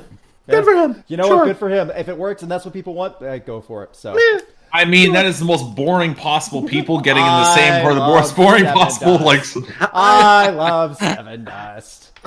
They ain't bothering anybody. They let them. They can have their fun. that's my point. I Like, wouldn't they're not go, gonna but bother you're anybody. fun. I'm There not you gonna go, riff there on you it go. that much. There you It, go. it just completely does not interest me. I understand that. I Yeah. totally do. Okay. Okay, so thank you guys for so much for sticking with us. Let's do some quick plugs really quick for everything that's coming up for these fine people. John, why don't you go first? What do you have coming up to look forward to for everybody? Well, actually, let's see. Today's Wednesday, so Friday will be the 30th anniversary of Nirvana's Nevermind. So I will be ranking every song on the album from not worst, but from bottom to top. You know what I mean? So it's obviously a classic. So that's gonna be fun. I just put out another episode of Ranked that I'm super happy with, talking about Fiona Apple's discography, every album. So that was heartbreaking in a way, but I did it. It was a lot of fun. I just reviewed the new Spiritbox album, and I'm probably going to cover the new Angels and Airwaves too, in addition to some other stuff coming down the pipeline very shortly, including a video essay about album delays, which was ironically delayed because I was waiting on some of the albums that were delayed to finally come out. So now that they have, okay, yeah. Okay. Did Angels and Airways put out something? Did I miss this? They put out 7 out of 10 songs as singles, which I was gonna is say, flabbergasting. if it's not out yet, it's coming out. I thought so. When It comes out Friday. Friday. Yeah. That's what I thought. Friday. Okay, Mark, what do you have coming up for everybody? Right, so new episode of Billboard Breakdown dropped yesterday. It was a cool down week. The week after that's going to be a Lil Nas X album bomb week in my expectations, which is pretty good because I've heard the Lil Nas X album. I enjoy it. I like it more than 7. I think it's got some replay value. But the big thing for me is that the next episode is entirely going to be hip hop focused. So it's a little. I'm sorry, Luke, it's not really playing to your audience. But if you want somebody to talk about the new Baby Keem, the new Lil Sims, the new Injury Reserve, the new Uncommon NASA and Ka, that's what we're going to be talking about. I don't think I've covered a bad album on the spread, but I have some, let's just say this. I've got some contentious opinions that Rate Your Music will have a little bit of a tizzy about. And I'm really getting sick of using numbers to rate albums. I will say that now. Fair enough. Aren't we all? Yeah. And as a reminder, you can find all 3 of these men's channels in the description below, by the way. Please hit those up. Legit. Thanks. Crash, if you have anything you want to talk about or coming up later, and Yeah, well, my situation is a little awkward here. I'm actually on break here. I'm on a little bit of a hiatus, just taking some time off, taking some time to cool down, and just I don't know. I've been working too hard. I need a little bit of a vacation. So but the thing is, I did just recently release 2 videos, a new How to Get Into series on the band Bad Religion that is currently on my channel. About to say the How to Get Into's are always fun to make. They're always a good time. So I always say feel free to check those out.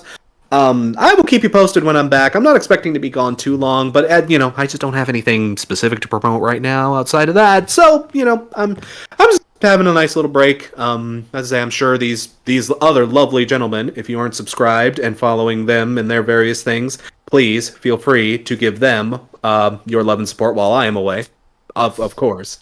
But I will hopefully be back sooner rather than later. But yeah, awesome. Much deserved, Crash. I will Absolutely. say. Yeah. Thank Take you. your And I do see you guys in the chat dropping the thank you very much. Flame King just dropped one more. I got nothing but just want to say I love y'all. You deserve way more subs. And Crash, I hope you have an amazing break from Flame King. Aww. So. Thank you very much, Flame. Thank you. I appreciate you all. Even the people who deliberately try to torture us like that. That's we get it. we love you. We love you. I had a summer of people who deliberately try to torture me. No, I have no faith in you whatsoever. You all deserve hell. That's the second time you've referenced Hell, Mark. I don't know what's going on. It's what been he a said. night, yeah. As just a quick update, number 1, I'm going to have a review of Poppy's new album Flux coming out in a couple days. I'm working on a list video for 10 band album artwork for big albums. Some of the original artwork that was supposed to be there, and the label or store owners or industry said, I'm gonna have to do some creative censoring for these albums, but I'll get the point across about that. That's hopefully gonna be posted on Monday. Also, as a heads up for all you Twitch watchers on New Music Night, come this Saturday, not Sunday for this one time, Saturday, 2 p.m. Eastern, I'll be doing 2 hours of New Music Night then, because this weekend's gonna be bonkers for me. So please check it out, twitch.tv/rocksnet, just like my socials, and that way you can have 2 hours of New Music Night. Does anyone have anything else they want to end with besides thank you, Gretchen? Thank you, Gretchen. Thank you, Gretchen. Thank you, Gretchen. That sounds like a wonderful way to end things. I would be down for that. Did Johnny Marr ever make an appearance? I don't think we ever hit that. We never hit those numbers. No, that was for the other impression. I do believe if we said 300 live viewers. I don't know what Johnny Marr sounds like. Even like it's okay. You want my Johnny Marr impression? Luke, this is going to be real short and sweet. So get those credits ready. Yeah. Hello, I'm Jonathan Ma. I play guitar with Smiths. Fuck off, Morrissey. Good day.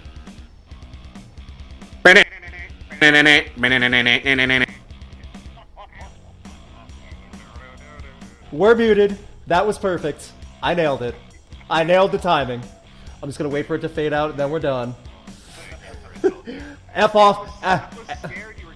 No, not for that one. Not for that one. When you said F off Morrissey, I figured, you know what? I'm not gonna be able to top this. We have to end it now. Thank you guys. Thank you guys for being willing to go longer for this one because I know we took up some time. This was a lot of fun. We had a lot of good...